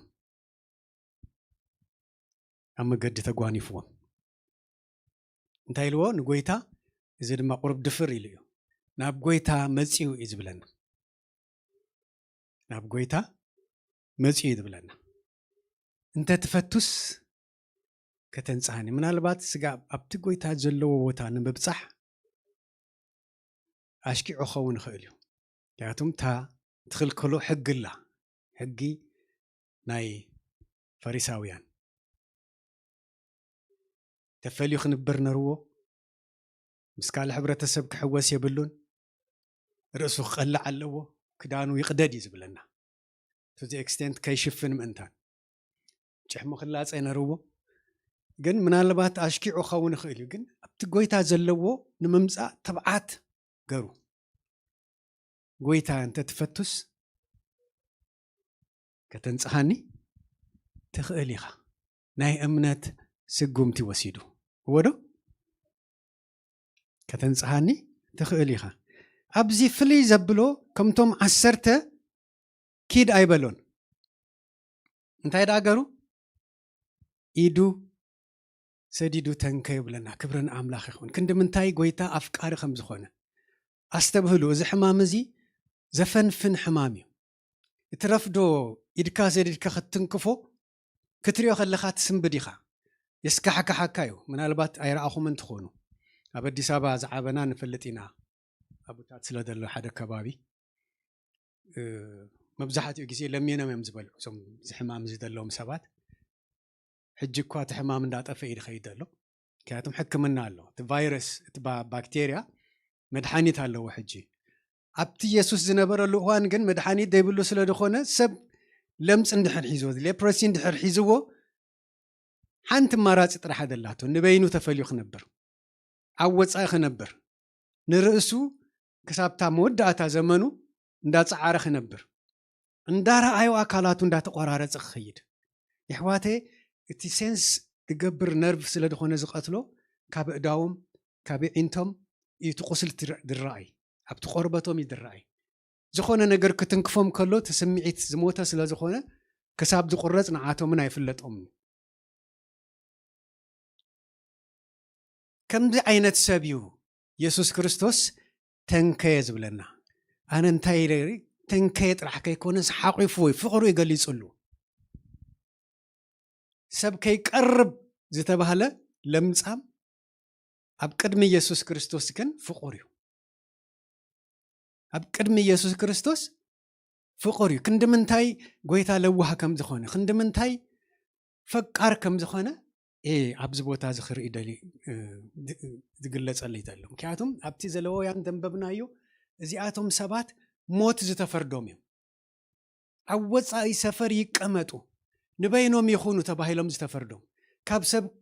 ከይሕወሱ ኣብ ሰብ ዘለዎ ኣካባቢ እኳ ክረኣዩሲ እንታይ ዓይነት ኮይኖም ክረኣዩ ኣለዎም ተቐልዑ ጭሕሞም ተላፅዮም ክዳውንቶም ቀዲዶም ሰብ ከይቀርቦም ምእንታን ዋላ ተደይ ተዛረብውን ሰብ ክፈልጦም ምእንታን ካብኡ ብተወሳኺ ክጭርሑ ኣለዎም እዩ ዝብለና ርኩስ ኣነ ርኩስ እየ እንዳበሉ ከይትቐርበኒ ርኩስ እየ እንዳበሉ ኣብዚ እዋን ከም ዝግበር ተድበሃል ሓደ ሰብ ኣብ ልዕለይ ግፍዒ ትፍፅም ኣለኻ ኢሉ መኸሰሰካ ኢየሱስ ክርስቶስ ግን ኣፍቃሪ እዩ ክሳብ ሕጂ ዛ ፍቅሩ ተቐየረት ሓደ ሰብ ክጠፍእ ናይ እግዚኣብሔር ሓሳብ ኣይኮነን ናይ መድሓን ግዜ ሕጂ ኣይ ዝብለና ኣድሓኖ ብፍቅሪ ሓብሐቦ ተንከዮ ይብለና ፍቅሩ ይገሊፅሉ ኢዱ ዘርጊሑ ተንከዮ ከይፈንፈነ ብፍቅሪ ክልተ ዓይነት ፈውሲ እዩ ብሰብኣይ እዚ ዝረኣይ ዘሎ it is physical healing and emotional healing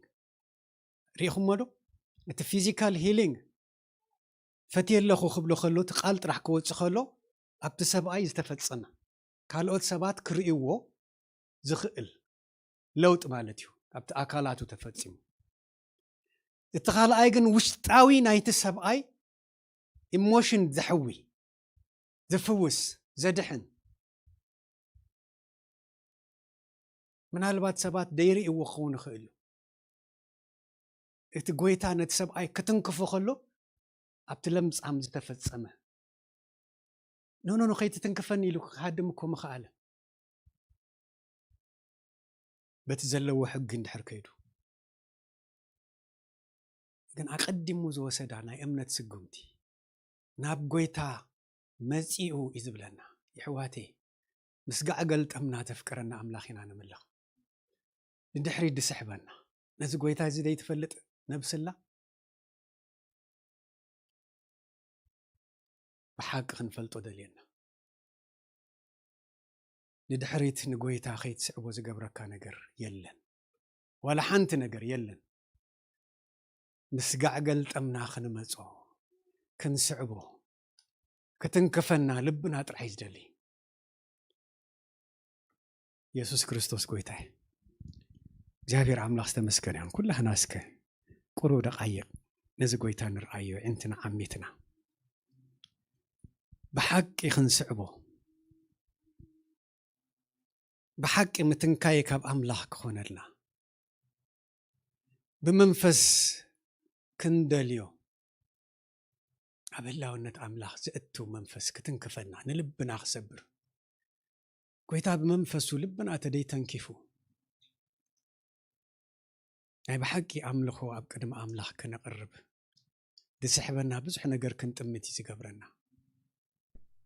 በዚ ሰዓት እዚ ግን እግዚኣብሔር ኣምላኽ ዝኽስበር ደሊ ካብ ሂወትና ንዑ ጥራሕ ክነቐድም ኩሉ ክስዕበና ምዃኑ ክንኣምን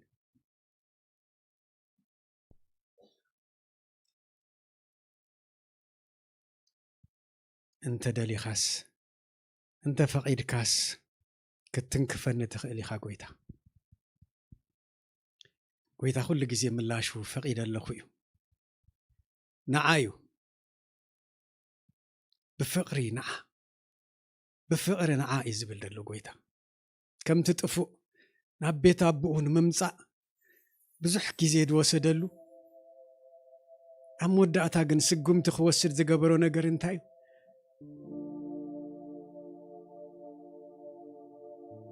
كابتوم باروت زترفك وخبر لعي تمنيو أبوه جن إيدو زرقي حقوي يتقبلوه يسوس حجو نعا يزبل دلو ناي فقر تقاوعيت نعا ودي نعا قوالي نز أوعيت عشش كي نبلو قويتا لبسب كتنكف نصلي علينا እግዚአብሔር ፈቃር አምላኽኻ ዛ እምነት እዚኣ ባይክ ኸውን በሕዋተይ ክኸውን